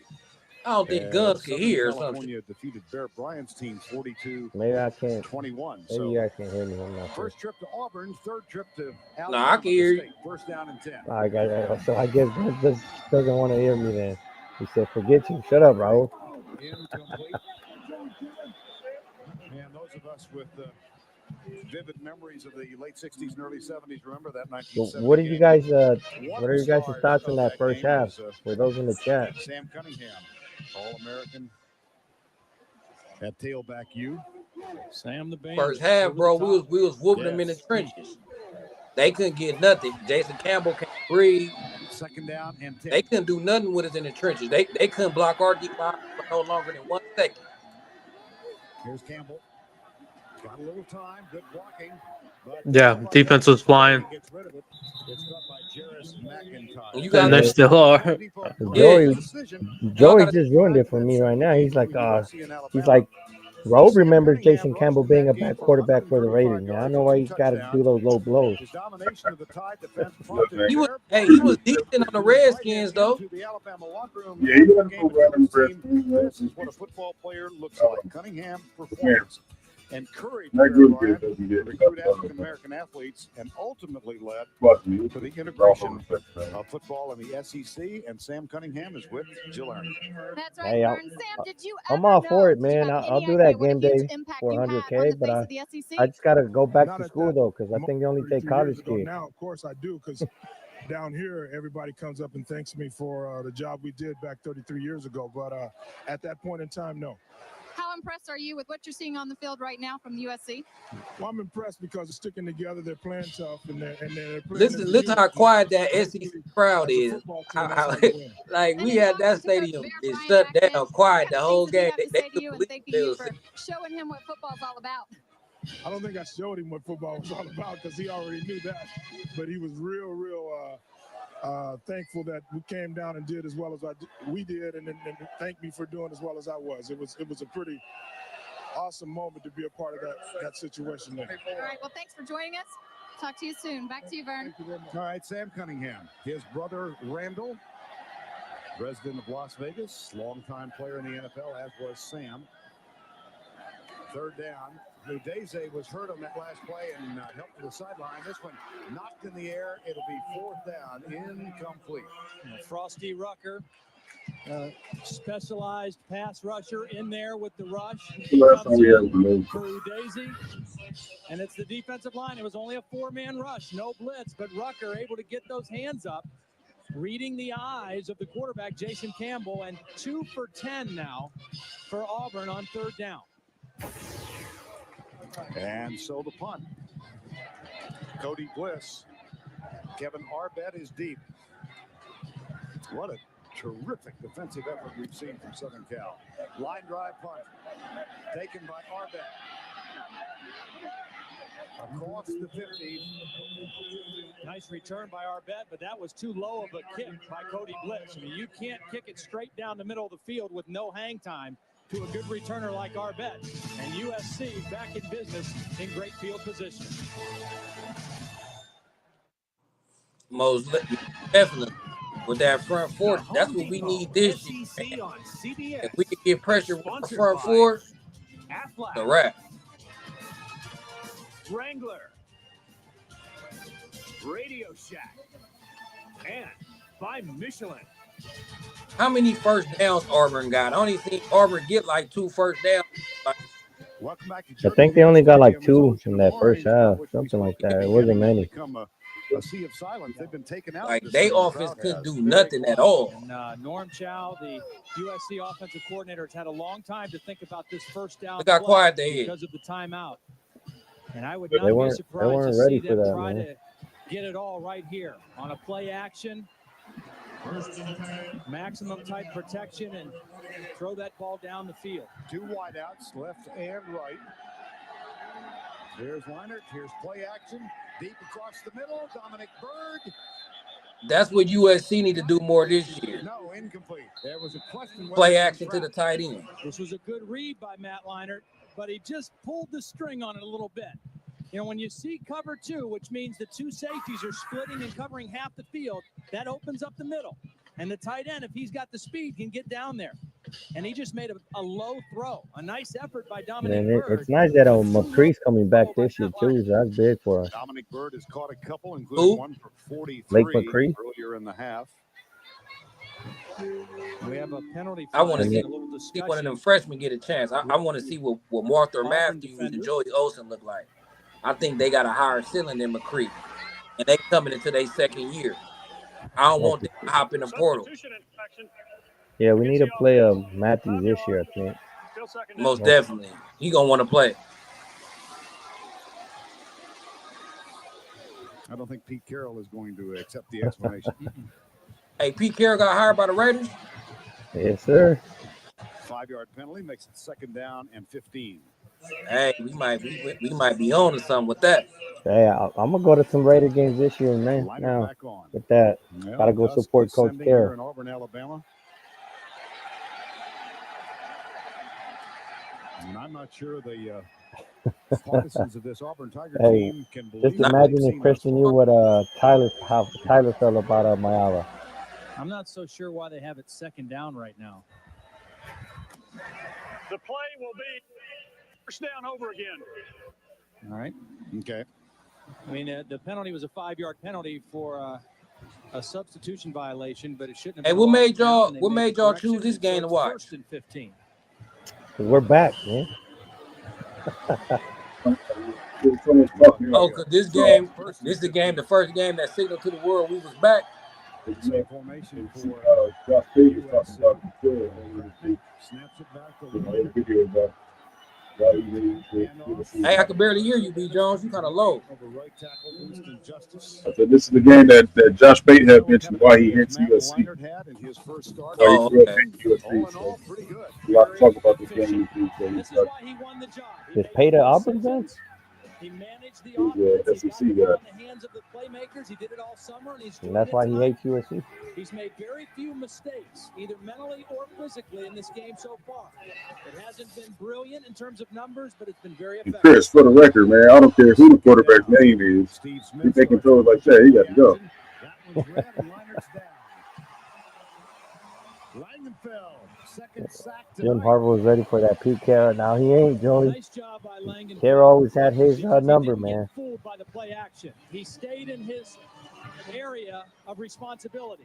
A lot of times the defensive end chases that play. Watch Langenfeld. He keeps his eyes on the quarterback. He doesn't get fooled by the fake. He keeps outside leverage, and he makes the play behind the line of scrimmage. Good discipline that time by the junior college transfer. Loss of 5, 3rd and 18.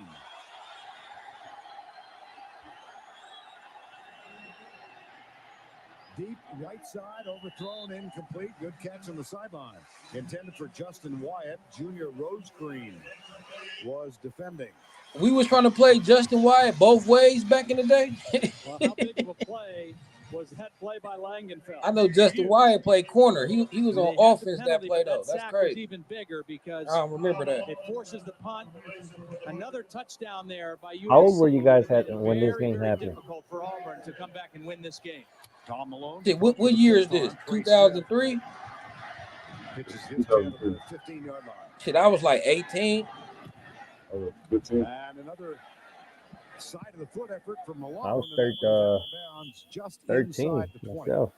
Call it the 18-yard line. I remember this game. I wasn't surprised we won, but I was surprised we dominated like that. They had Cadillac Williams, Ronnie Brown, Nathan Campbell. I thought it was gonna be a game. Yeah, this was my second year of being a USC fan. I started watching USC with on that Carson Heisman season. Yeah, that's when my my middle school coach got me into USC football. but look how, like, as y'all watch the game, though, how dominant the defensive line was. It did so many plays where Auburn ain't even got a chance. That he has the same kind of instincts. Grudigood's going to come from the left of the Look at this, like, they ain't got no chance. Turns around, he's right there in his face, and he won't let go. And Campbell very lucky that he Come on, Christian. Come on, Christian. Grudigood, again, he's not an oversized guy, but he makes plays. He's got a real knack for being in the right place at the right time. And another bad first down play for Auburn. Loss of 9, 2nd and 19, just inside the 10. Campbell will try to throw on 2nd down. He's got Obamanu wide open, and Obamanu almost fumbles. It is loose. Did they just take the ball out of his hand, or he tried to lateral that? The ball loose. And it's a scrum right now. He looked like he was trying to lateral on. Yeah. Hey, did you know Rusty Rucker got transferred from Colorado State? Carter. You said Frosty Rucker what? He transferred from Colorado State. The SC? Yeah, I had no idea. Yeah, I don't remember that either. This defense is. Darnell Bing, who began this game with I thought he always was there. pass. Now, yeah, same here. The fumble. It's a good throw. It's a good catch by Obamanu. Watch the hit by Marcel Allman, number 8. Or it was Grudigood. I'm sorry. I can't remember, man, but I think he mentioned something like that, right, when he went live with Jay. We saw Grudigood on the sack. Now we see him in pass. Oh, no, Grudigood knocked that loose, B. Jones. He did. I told you about that. Grudigood is all over the place. Defense that is totally. If y'all too young to know about Grudigood, he was like a high school legend out here in California. Yep. Offense and defense. Looks on, 1st down and 10. Southern California leading by 13. That's There's it. Leinert's got a man open. Colbert But he has to go for the But short y'all, look, that's receiver. Justin Wyatt. I And never knew Justin Justin Wyatt makes Wyatt the was grab. playing Let's go down to offense. Jill and get an update on injuries. However, you saw Mike Williams and Kenichi But he ended, I remember him being a DB. They're both suffering from cramps. I They gave remember him a J-Wall potassium mentioned pill that that put too. him under the cool suit, but now they've taken him into the locker room for more fluid. So I guess the Matter of humidity fact, J-Wall is getting mentioned to him. They need Mike Williams on the field right now. Yeah, see, the problem with that is if you have cramps now, you're already behind. You're too far behind to get caught up. And the crazy part is that this is Lyman's first start as a quarterback too. Right. Second down. That's why I was a little worried about this game because I didn't know who Leonard was. Boy, nice read by Karibi Dede, the safety. Young player read that one quickly and almost came up with a big play for the Auburn defense. I remember thinking, like, man, I just hope he's good enough to get the ball to Mike Williams. Here's Dede. Just throw it up to Mike, man. And then a redshirt freshman season last year, getting his first start today. Third down and 6.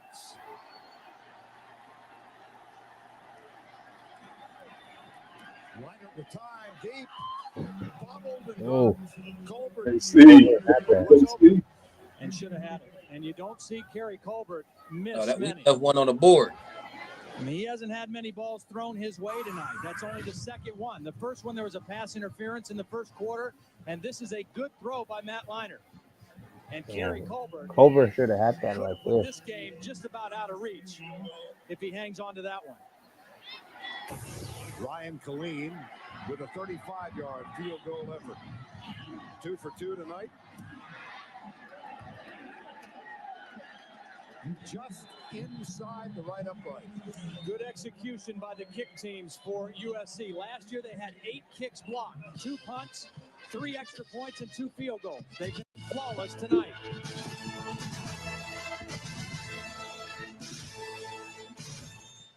Imagine having 8 kids. Disbelieving Auburn fan. Someone go check on those Auburn fans, man. Hey, you know who they remind me of though? I do. They got the sad puppy face on. Can't believe these Beach Boys came down here. I remember before this game, they was calling us Beach Boys. It's crazy though because I'm like, do you guys not realize that there's an inner city in California or Los Angeles too? Like, what do you guys think? Yeah, they thought everybody lived on the beach. Joe Pantoliano is coming to I don't know, man. CBS as an FBI. Well, they got punked by those Beach Boys. How to go undercover. They was watching too much Baywatch and shit. September 26th on CBS. He must be a USC fan because he had one of those high tickets, one of those euchre seats. He's way up in nosebleed. 16 zip. Jason Campbell and the Auburn Tiger offense. And the running game has not been there. Ronnie Brown is in there now. Well, one of the things that has been a significant improvement for USC in the Pete Carrol years, how about a turnover differential? Well, I've always said that turnover margin is one of the most telling statistics in all of football. And that's phenomenal for those last 2 years, plus 34. They forced 36 takeaways last year, 35 takeaways the year before that, and only 17 the year before Carroll. Second down and 10. They'll try to sweep left with Brandon Johnson leading the way. And Ronnie Brown out to the 45-yard line. Good run by Brown. Well, this was a good read by Jason Campbell and a nice play call because they guessed right. The pressure is going to come from over here. The running play is going to go this way. They guessed right where the pressure would come from. And they got a good positive run out of Ronnie Brown. Tough running behind his fullback, Brandon Johnson. But those kind of plays have been kind of few and far between for Auburn tonight. That is the longest run of the night for Auburn. Try it again. Brown darts to the outside, chased by Darnell Bing, number 20, the true freshman. And Bing with 2 big plays tonight, an interception and a fumble recovery. And wearing a previously retired number, that number worn by Mike Garrett when he won the Heisman. The athletic director now at USC, and another good run by Ronnie Brown. You know, the thing is for Auburn, the good news, they're still 2 touchdowns and 2 two-point conversions away from a tie. And that It's still Auburn running back duel was in the pretty running strong game. one too, man. He shut him down. And right now they're across the 50-yard line. Now a little bit of a spark now in the last 2 plays. Now Brown goes right. And the pile helps him move to the 45-yard line. That'll be close to a first down and 10. I thought it was interesting talking to Hugh Null yesterday, the offensive coordinator and the offensive line coach. He says, I'm an old school kind of coach. I mean, the smaller the play package is, the better, the more comfortable I am. And if we get a play that works, I'm going to stay with it. I'm not going to change up. If they can't stop it, we'll keep with it. It's kind of the same kind of philosophy that Steve Spurrier had from a passing standpoint. He would call the same play if he didn't think a team could defend it. There's the measurement and a first down. Hunall is one of 3 men who are on Tommy Tuberville's coaching staff who also spent time coaching for Jim Wacker at TCU. College sports lost a great man this week. Jim Wacker died of cancer in San Marcos, Texas on Tuesday. Funeral services held yesterday. Jim, his wife Lil, 3 sons, Mike, Steve, and Tom. He was a wonderful human being. First down and 10. Campbell. Option. And Campbell still has it. He took up the pitch, man. Mike Patterson, a defensive tackle. So you played I mean, a defensive tackle who weighs close to 300 pounds is not supposed to be able to chase a quarterback down on option from the inside out. But that's exactly what Mike Patterson did. Jason Campbell audibled the option away from the safety, and Mike Patterson made a heck of a play.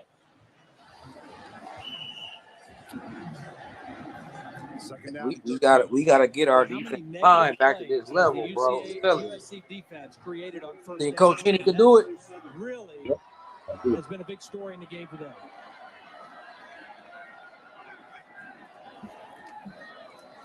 Campbell, McIntyre, watch out for the helmet.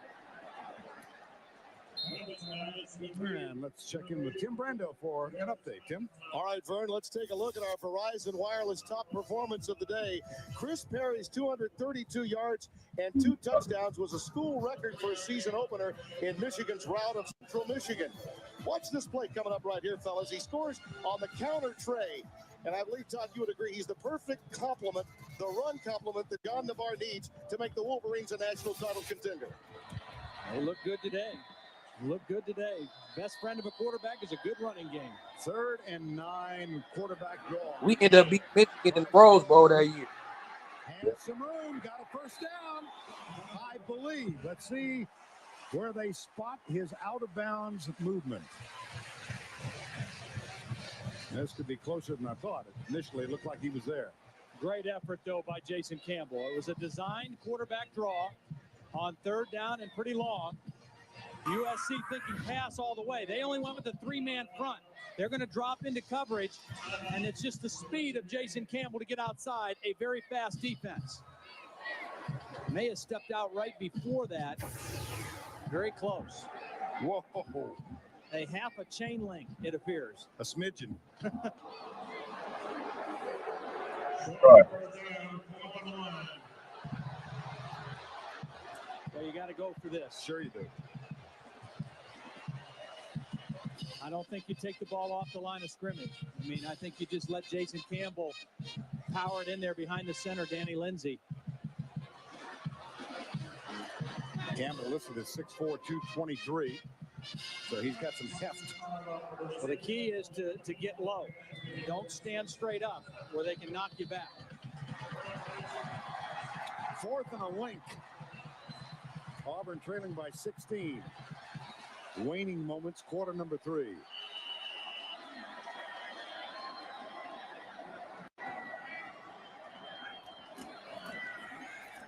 Got it. 1st and 10.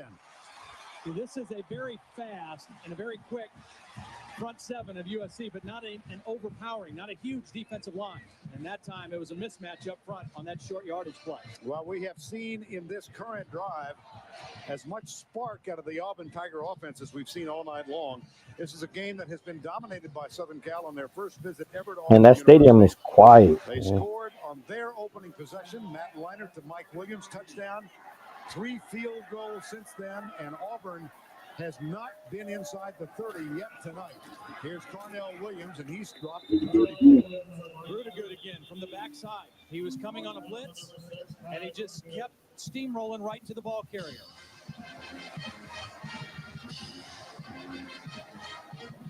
You block everybody on the front side, but you don't account for the guy coming hard from the backside. And again, a no gain on first down. I mean, that has been, USC has won first down. They have controlled the action on first down. This the 10th play of the drive, 2nd and 10. High formation and 2nd down. Williams tripped over his own man. Oh, boy. That's Marcus McNeil, number 73, who was trying to provide the blocking, and Williams found his right ankle. I don't know that I understand that call. 2nd down and 10, and you're running the football again, and you've not had a whole lot of success running it. May have been safer with a quick passing game, because now you've got 3rd and very long again. How many 3rd and 10s plus have we seen tonight?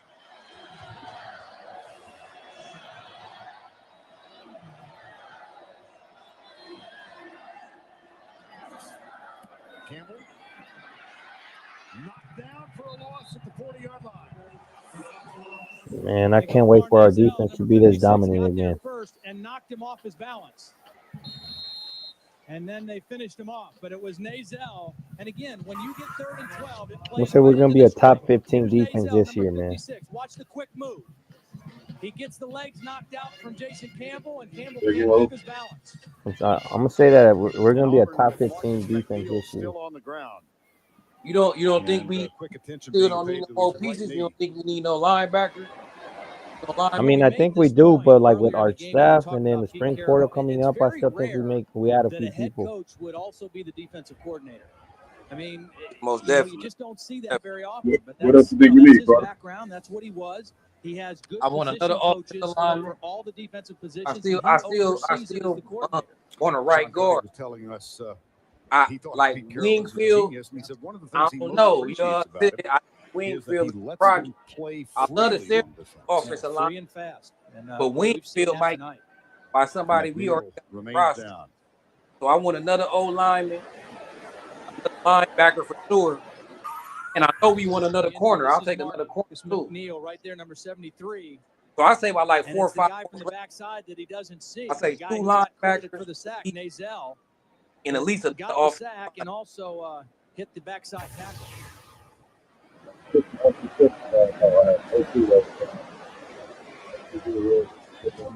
I can hear you. Brandon, you sound too far. Yeah, you far away. 32 pounds. You guys hear me? Is that better? Yeah. Yeah, way better. No, I was answering Chris's question. He asked if I was surprised by the new hire. Absolutely. I feel that they have asked be up for Notre Dame for a stretcher to definitely be taken not on in the my thought process. So, things grow even more somber for yeah, Auburn. man, We'll be right back. happy with it. That's for sure.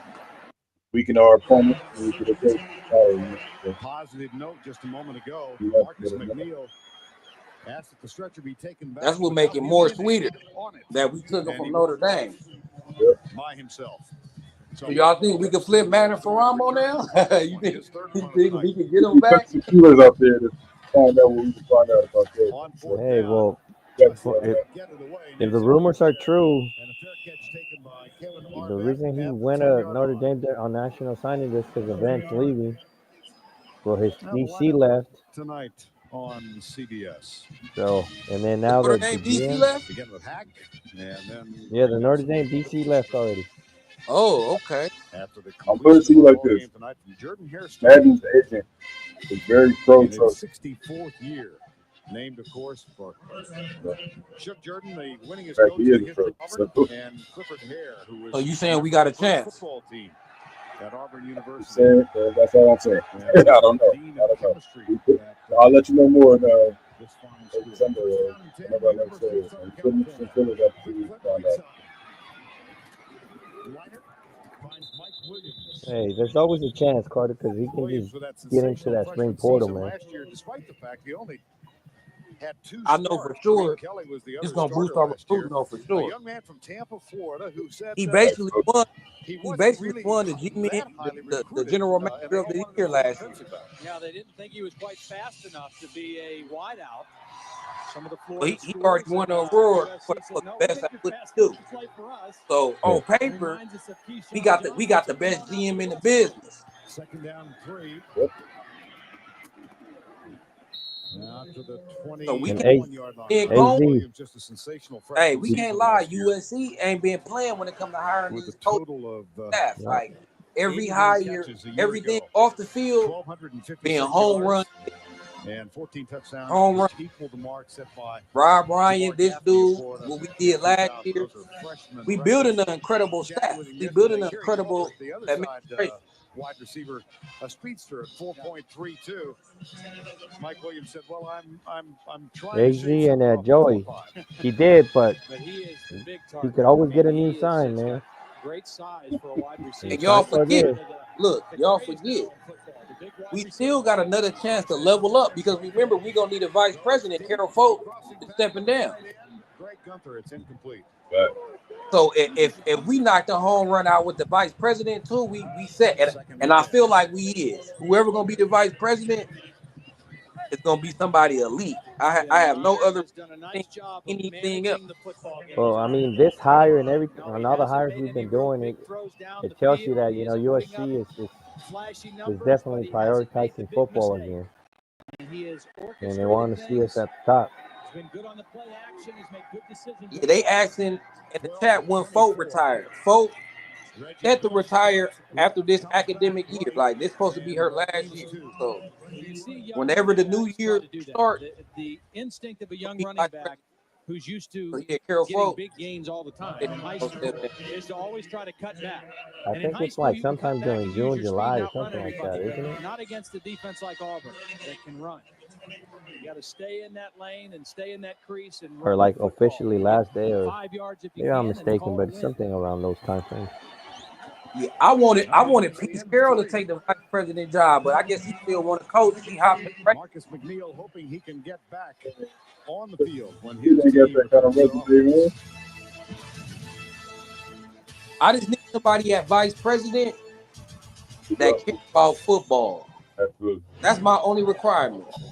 It has been You a got to memorable trip prioritize football, and you got to want USC to be back leading at at its great. Auburn. You got to want us Last time the to compete Tigers for were national flying through the championship. three You quarters. can't sleep October unless the you're putting a 7th, 99 championship to product on the Tennessee. field. They wound up losing That's all I by need from the 24. VP. It's July 1st. It's her last day. July 1st, her last day? Yeah. Cool. So don't be surprised when y'all see that hire too. So we gotta. I said that just to let y'all know we got another big hire to make. 30-yard line, so Southern California will have to punt it, give it away. Their defense again. A lot of folks this year. And have been I like talking how about Jen Cohen Wild being cooked. Bunch 2, Wild Bunch 1. Because I heard back this. in I heard this 1969. this was this a is a Jen great Cohen hire. defensive front. That was the Wild Bunch. And this defense, a lot of people thought, Pete Carrol included, this defense could be better than last year's defense. And they're off to a great start today. And this game reminds me so much of a game earlier today. We saw Georgia play at Clemson and just dominated the game with their defense in a shutout win. And this was right on time for the spring portal too. 70 yards. Here's how much I know. I Who's saw better? Tom Tom Malone before the game when Malone, it was really hot.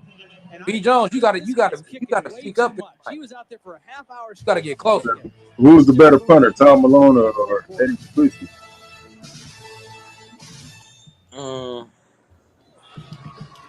I don't know. Simplicity. When Malone was the punter, we didn't even punt that much. As this defensive See how he unit moving nicknamed on this Wild game. Bunch 2 has had a Oh yeah, he was in the NFL. leading Auburn to 124 yards in the ball game. Here's Campbell. Yeah, but Shaplisky be like pinning you down though, like But look inside at all the this 10. pressure we had the whole game, even though he escaped that. I just Yeah. can't get over. Like I ain't used to this no more. So watching back at this game, I forgot how dominant our defensive line was.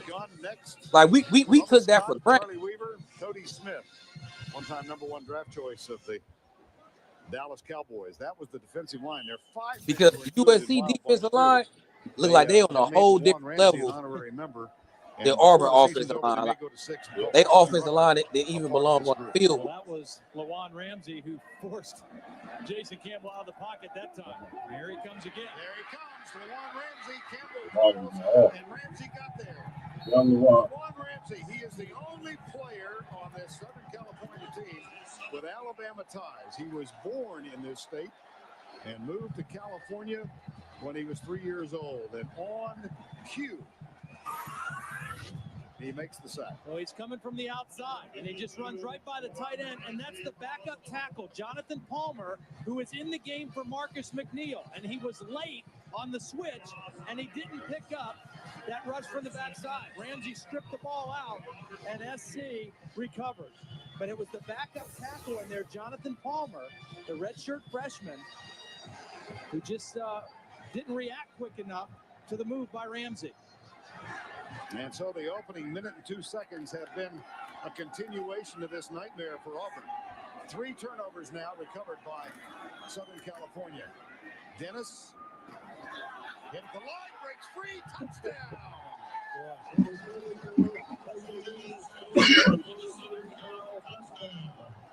And that is a perfect picture of a tired defense. A defense that's tired because their offense hasn't been able to control the football, because they've been out there a long time. And we talked about the heat and humidity affecting USC, but it also is affecting the home team. Missed tackles, can't get off blocks, tired defense,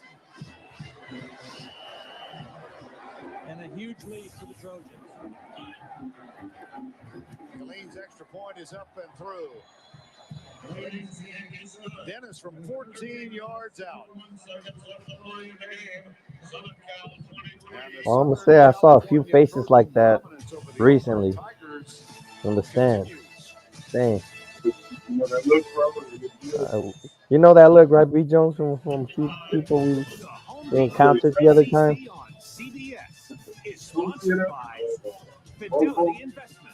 Yeah, there's someone at the Rose Bowl, right? Dr. Pepper and by Sprint.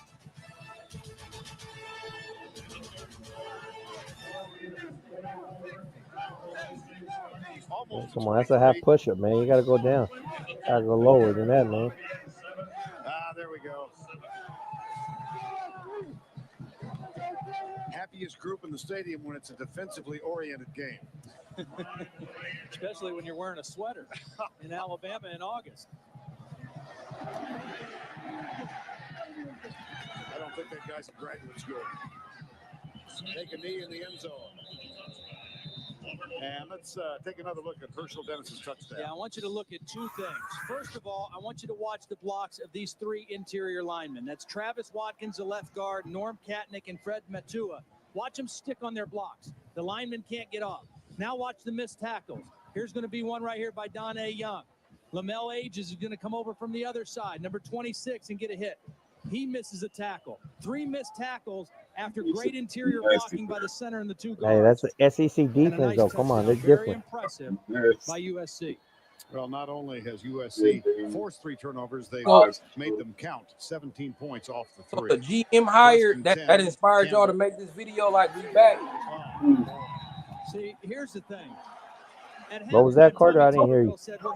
I said the GM hired that inspired y'all to play this game, because we hired old boy at GM. Standing to the play and making the play. That was Lawan Ramsey again from an inside tackle position. Now he should not be. You said Josh Pate? He just beating him off the mark. Yeah, Josh Pate had mentioned this game. Well, if you got a glimpse one of the reasons why he page in the New York Times, just like USC, saw a huge color photograph of 4 running backs for the So Auburn yeah, Tigers. they gonna dislike us. Williams, Brown, They gonna dislike us Smith, whether we Brandon winning or Jacobs. losing. Tonight they've gotten 39 yards on the ground.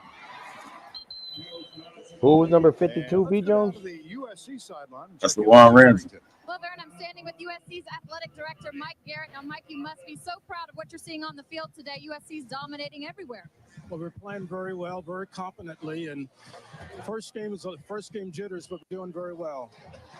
Now, Coach, why did you make the decision to unretire your jersey and let Darnell Bing wear it? And what is it like seeing it out there? Well, number one, when you're 6'2", 215, run a 4.340, I mean, how can you deny him? And he's doing a great job tonight. All right, let's take a look at this play. All right, third down. Yeah. Out of the backfield, it's caught. Obamanu up near the 50 and out of bounds for an Auburn first down. Let's revisit Jill. He looked pretty good out there with that interception that led to the first touchdown, a fumble recovery. Did you look that good in that jersey? We know you're a Heisman Trophy winner, too. Well, I never looked that big, I guarantee you, and it looks pretty good on Darnell Bing's. All right, thanks a lot for talking to us. Good luck this season. Thank you. Back to you, Vern. All right, thank you, Jill. 5 numbers retired, all Heisman Trophy winners at Southern California. Mike Garrett said, Pete Carrol said, if we let him wear number 20, I think we can sign him. Mike Garrett says, how big is he? How fast does he run? It's done. Campbell, all down again. Sean Cody. Hey, did you know that Cody almost became a domer, Carter? He thinks that this front Yep, I is know. the best unit that they've ever faced. Sean Cody, number Yeah, I had no idea about that one he just either. runs. I mean, they don't even block him. I know. Yeah, but I heard him tell that story. But then Ogeron recruit him. Marcus McNeil. And there was a mix up there I'm between not the sure guard who and recruited him, tackle. honestly. Yeah, I think Oregon, because I remember Oregon telling the story like he said he told Sean Cody like, no, you're not going to Notre Dame, you're going to USC. And Oregon was telling the Notre Dame people like Sean Cody ain't going there. But the linesman He coming to us. on the Auburn sideline. Yeah, that's right. Yep. Oregon did that. But look, this game right here, I believe you're right.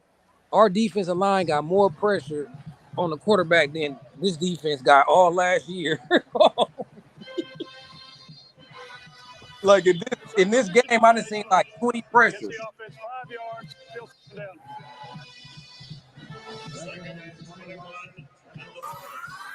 All right, here's the official that makes the call, and what he's looking at is this late guy running off the field. That's Anthony Mix trying to get off late, so they had 12 in the huddle. We've seen that on USC once, now one on Auburn. There's Campbell, caught by Courtney Taylor. That'll be, I believe, enough for the first down. 12 yards. Kentucky's a really good football. 11:25 remaining. And another 3rd and long for Auburn. Just that's been a continuing theme tonight for the Tiger offense. Yeah, I lost my place there in the book. And so I saw the beginning of the 10-yard chain. Campbell got him again. This guy has had a great night tonight. Lofa Tatupu, who is the new starting middle linebacker, number 58, is the guy who gets the sack. Now he's replacing Mike Pollard, who is a 2-year starter at middle linebacker. And Tatupu has had about 10 tackles tonight, and that one for a sack. And if the name sounds familiar, it should. His dad, Mosey Tatupu, a member of the 1974 national championship team, and was Lofa's high school coach in the suburban Boston area. Mosey played with the Patriots for years. Here's a fine punt from Cody Bliss. That one into the end zone will come out to the 60-yard punt. 10 tackles for Tatupu tonight.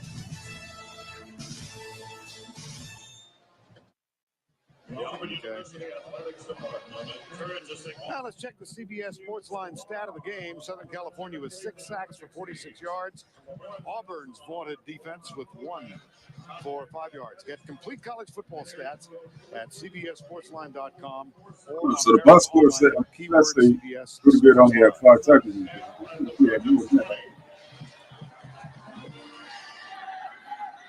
First and 10 at the 20.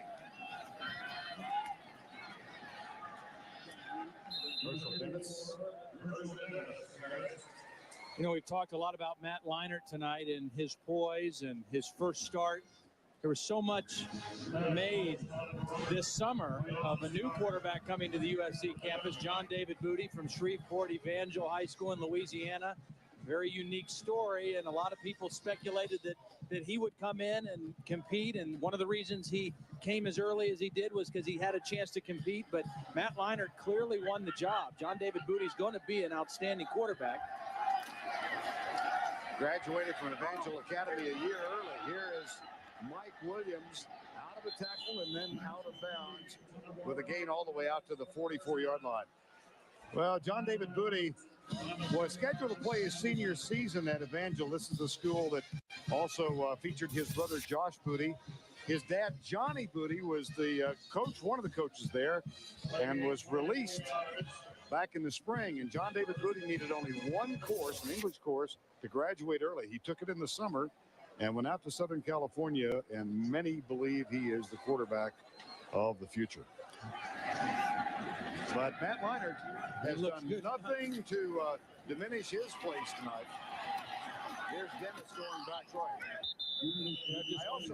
I got a question for y'all. On the sideline wearing number 10. Will we be in a better team if we would have started Matt Castle? After Pat Hayden in the 70s. There's Matt Castle. Pat Hayden, of course, not a Heisman winner, but a Rhodes Scholar, and one of the good guys. I get to sit next to some smart guys at times, you know. He's smarter than me. Oh, goodness. You're taller than him. You know, one other thing about John David Booty, and I don't know this for a fact, but my hunch is he's the only player on the USC team that has ever actually been to a game here at Auburn before today, because his brother Josh and his other brother Abram, who was a wide receiver for LSU, he actually came to a couple games in this stadium to watch his brothers play. So this is not his first trip into Auburn, but probably for everybody else on that Trojan sideline, it is. And it has been memorable. 8:45 remaining in the game. Second down and 15. Yeah, I mean, that stadium was empty at that point already, man. He's off to a great start. And Leinart is just so smooth. You know, before the game, I ran into Paul McDonald, who's the radio announcer, one of the announcers for USC. And Paul was another outstanding left-handed quarterback for USC. And he just said, you know, he's poised, he's making good decisions, and he looks a lot like Paul McDonald. They used to play a similar type of game. Matt Leinart has just been solid tonight. Williams now with 8 catches for 102 yards. He had 5 100-yard games a year ago, and he goes over triple digits in his first game of the 2003 season. On third down, Leinart got it. That should be enough to move the chain. Well, there have been some comparisons between 69 and 2003. In 69, a Heisman Trophy winner selected number 1. It was O.J. Simpson.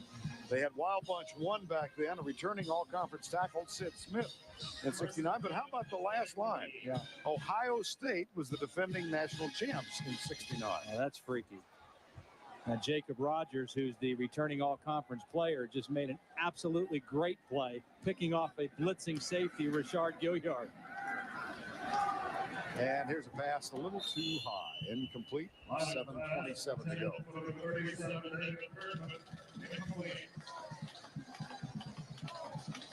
And it'll be second down and 10. Watching Mike Williams tonight, I'm also reminded that one of those who was on the sideline at Southern California was an All-American receiver in 62, a man named Hal Bedsole, who caught passes from Bill Nelson and Pete Bethard as they won a national title, and then played in what might be regarded as the greatest bowl game ever. Southern California over Wisconsin, 42-37. A 1 versus a 2, by the way. Here's second down.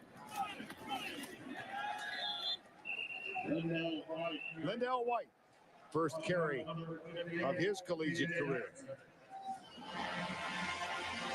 At 69, team finished 10-0-1 and wound up third in the Associated Press vote. You know, I think Pete Carrol did some really smart things. It was crazy about this game for this game. and make it more even impressive. early in training It was camp. Matt or Liner's somewhere first in the middle start. of training camp.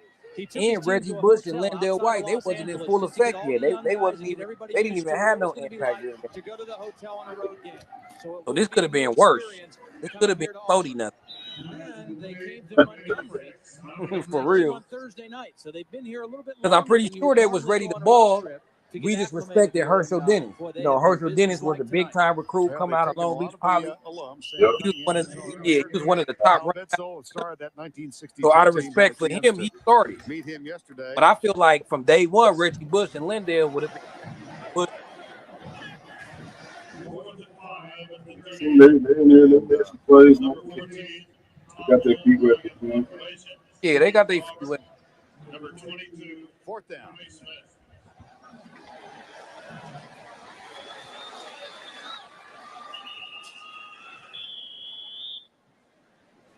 And I say that though I believe because we're going like to have a delay. Yeah. Ronnie Brown and Cadillac Williams, they had already had their name. Yep. Yeah, they did. They was balling the year before. Yep. All the hype. Hey, Kristen, you're forgetting one thing, though. Look at the scores. 23-0. Still, they'll make them punt from the 38-yard line. So if we're up 23-0 and Pete Carrol decided to pass three straight times, that's all right in my book. Came into this season with such tremendous expectations, particularly from their fans. And Yeah, Chris, we up 23-0 though. Football team. They're not And going to look, fold and go look, away. They're we gonna be a throwing good 3 football times team, with a but, defense though. We know they ain't give up they have to nothing. go on the road You for know the what I'm next game and saying? play Georgia Tech. You could do that when your defense ain't giving up nothing. At the 10. Wow. Tom Malone. We probably just pat Matt Liner's stats a little better. That's all. You know what I'm saying? Accuracy knocks it out of bounds at the Gotta give a 2-yard few line. more. 5:46 to go. Hey, Tom Malone just went down to a 3-yard line. Time now for the play of the game presented by Wrangler 5-Star Premium Denim. Hey, Kristen, don't play blame of the me. game, I didn't bring it up. here's USC AC radio brought it up. broadcaster Pete The Carrol. Raiders? That one doesn't count. That does not count. Hey, Chris, do y'all still root for the Chargers down there in San Diego? Y'all still Charger fans? And that is the Wrangler 5-Star play of the game. There is, by the way, a presence not here tonight. Jim Fife, for 22 years, the wonderful play-by-play broadcaster of the Auburn Tigers. You guys are Clipper fans too, or you guys don't really consider the Clippers? I know Chris. He's from Dago. So that's he what is. I'm asking. What about the Clippers, Jim Chris? Fife, his Christian? widow Rose accepting an honor. I knew him well. Yeah, what And about he's the a terrific Clippers? man. 22 years as a voice of the Auburn Network. And featured on the program today, his signature call, Touchdown Auburn, reverberated through the plains for those 22 years. If San Diego got a basketball team, would you jump off the Lakers and hop on the San Diego team? Throws it away right side. Well, Jim Fife memorialized tonight. It's worth listening to some of his famous calls. The 40, the 30, the 20. Bye-bye, touchdown, Auburn! There's the snap, the spot, pitches away, long enough, high enough, kick, good! It's good! It's good! It's good! It's good! It's good! The Tigers have defeated Alabama 9-0. See you later, Bama. I'm headed to Toomer's Corner. War Eagle, everybody! Well, here's Carnell Williams. There will not be a gathering at Toomer's Corner tonight. And He wasn't even Cadillac yet. really strange that on a game without him, that there would be no Auburn touchdown. 23-0 right now, USC.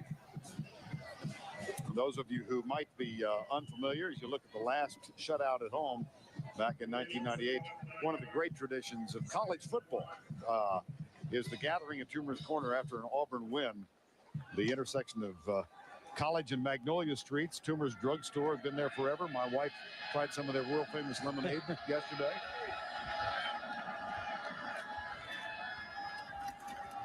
And the running game stuff. If you were watching our tennis coverage earlier, you saw Jill Arrington's piece on Toomer's Drugstore. Well, The tradition is they go and they roll the place with toilet paper, cover all the trees at the intersection.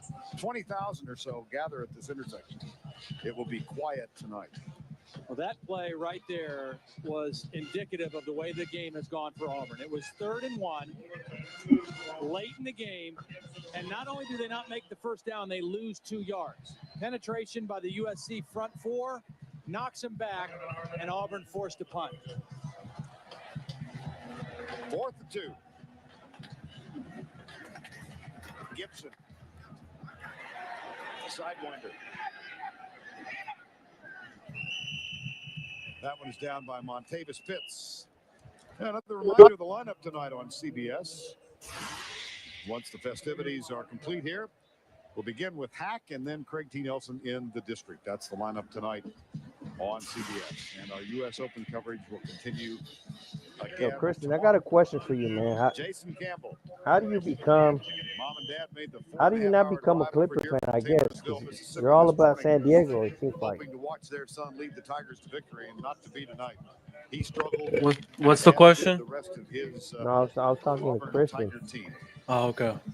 That how did he become a Lakers fan, or how did he not become a Clipper fan? Because he's all about San Diego. First down and 10. True. Good point. Nice run up the middle. You know, one of the tragedies. Well, come on, man. The Clippers, like, I can see why you would bypass them. Southern California. 18-year-old Breanne Rucker, an outstanding I think All-American high school they wasn't in San Diego that long. That's why Chris was born. Off the California coast on July 21st, dead at the age of 18, and his teammates wearing a decal on their helmets, number 54. Oh, we had a player that died. Big smile on Sam Cunningham's face in the middle of that group.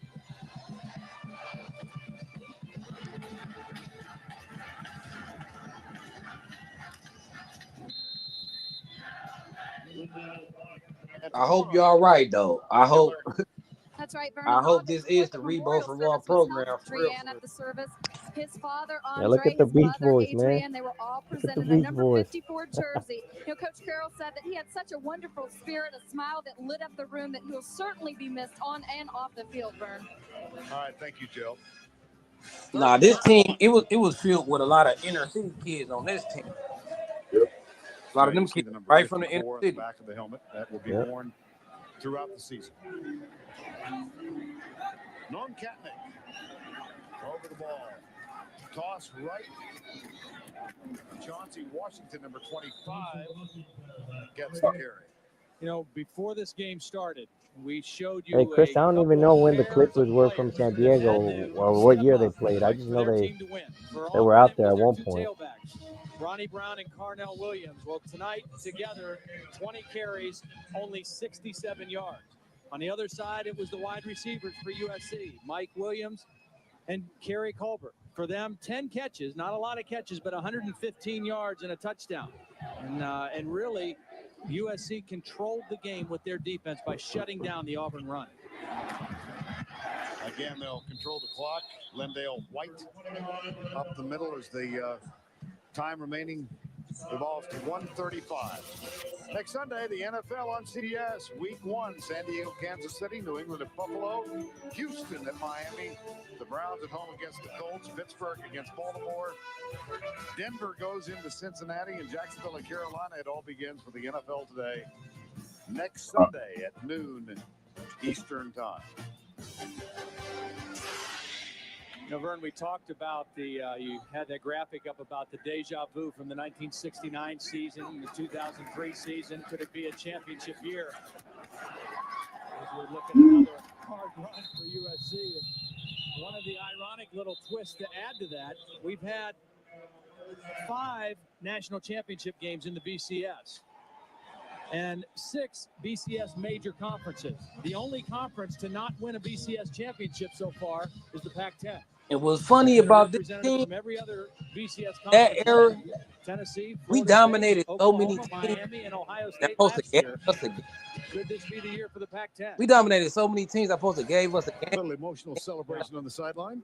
Ted Orgeron, sleeper, the defensive line coach, who is a here's fiery guy. quarter. Was actually with Tommy Tuberville on the Miami Hurricanes. That's why they had to stop this shit. That's why they. Back to South Carolina and Georgia. That's why they had to stop it, bro. It was too easy.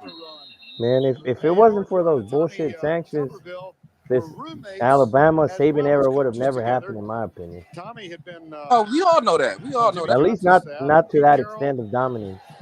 Let the celebration continue. They couldn't ran off that championship. A great win with us. You know what I'm saying? Ryan Killeen, number 16. But they could have been shafting us. I know after this, we got shafted in 09. Like, it was a couple of them BCS championship games that we should have been in with only one loss. For the first time and dominates.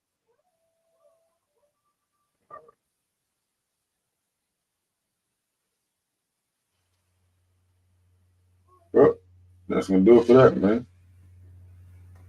What's your thoughts, man? Give us some thought. You think we can get back to that? I mean, I think we can. I think we're in the path to getting there. But like the coaching staff we have, it's like I mentioned earlier, we got the best staff overall, from recruiting wise to admin to like the coaching staff, in my opinion. I know people are a little down on Riley right now as a head coach, but I think he's learning from his mistakes in the past, and I think he'll make that jump this year even further. The people were criticizing about Riley not caring about defense, and if you hear him and all the moves, it's starting with the defensive side. Like I was saying on my live, I got to give USC credit. Like, when it comes to these hires, they've been making home run hires. We got an elite staff, and we're starting to build an elite administration. So all we need, keep getting our money right. Give these coaches the players, because now we got master chefs, right? We got elite defensive staff. We got a coach that if he got the right quarterback, the offense gonna average 40. So right now, all that's left for us to do is just put our money where our mouth is and get the player. Every player we recruit, he should be able to notice and feel that we got the best staff in the country, especially on the defensive side of the ball. Right? So we in position to clean up. We in position to where only the NIL situation could stop it. That's the only thing that could stop us right now. But we got better at that just with this hire. I heard he was working with Les at Notre Dame. I heard NIL was like what, 8? They spending like $8 million. That's just what I heard. Yeah. In these last 2 seasons, they didn't have higher recruiting classes than us. And they brought in 30 players this year from this last class. They got 24 players out of high school, and they already got 6 more in the portal. So if he able to put 30 players on Notre Dame in one offseason, we're only working with $8 million. Who this dude? He Jerry West or some shit? Like, excuse my language, but you know what I'm saying? I see why he won the GM of the year. We got the best GM. Yeah, listen, this dude was born into being the GM. Right. His daddy was the GM. He learned the game from his pops. His pops was the youngest GM. Right, Guns? Yep. Say that again? So his father was the youngest GM, right? In baseball? Yeah. Sorry. Mm-hmm. It's good. Yep. So he was born to do this, man. So tell him we got a young star on our hands, man. Just like, it's pretty much seemed to be the theme, man, with all our hires, man. I mean, outside of Rob being a little older, but we getting a bunch of young rising stars, man, in this industry. And that's how it's always been for SC. Look what came out of the Pete Carrol tree. Got Sark, got Lane. I mean, you count Eddie O as well, man. We had them young, man. And they went on to do big things or currently doing big things right now. So I think it'll be the same way. So, man, keep your heads up, man. We on the right track. I mean, there's still some things that I would like to see Lincoln do as far as on-field things, but obviously we won't be able to see that until it's time. But we'll see if he corrected, if he's learned, from his mistakes on the field. But everything as far as off the field and how to run this program, man, he figured it out. He finally figured it out, man. So I think it's safe to say that off the field. Structurally, you know, we're back. So we'll see how it translates on the field. What are y'all thoughts on that? I think you head on. It's like we getting our front office straight. We know college is about to be run like the NFL. So we already adapting the NFL model. They say USC has an NFL consultant, and they the one that told USC to go out and get a general manager, get this dude. Absolutely. So we building our program like a professional program. Even with the coaching hire, either we get an NFL coach or we get the best in college. That's what I've been seeing. NFL or the best young college coach. And I think I was at Tim's live the other day, and he said this, which I agree with him, that USC's NIL doesn't have to be the strongest when we have this coaching staff. Like that'll be a huge difference maker in terms of getting a guy to commit. Like, hey, do you want to go and make a few extra couple $100,000, or get developed and turn into like a top 3, you know, selection for the draft, and really make those millions once you get that NFL contract. Yep. It's funny that you say that too, because man, you see it right now at Oregon. Dudes are sacrificing their whole potential NFL careers just to sit on the bench at Oregon for a couple $100,000 right now. Yeah, and they're not even getting developed or anything. So it's like not going to see the field at all. They're just there to be kept away from us, and they don't even realize. Yeah, they'll probably get you enter the portal next year. You wasted 2-3 years already of your eligibility, and you're like, now you're probably behind it from like a standpoint from like a sophomore, and you're a junior already. Yeah. Yeah, as years gone by, a lot of them players ain't even gonna make it to the NFL. So that eventually, in the long run, that's gonna hurt Oregon. Teams like USC gonna be like, look at all these players that was highly rated, went to Oregon, never played, transferred out, career never became what he wanted it to be.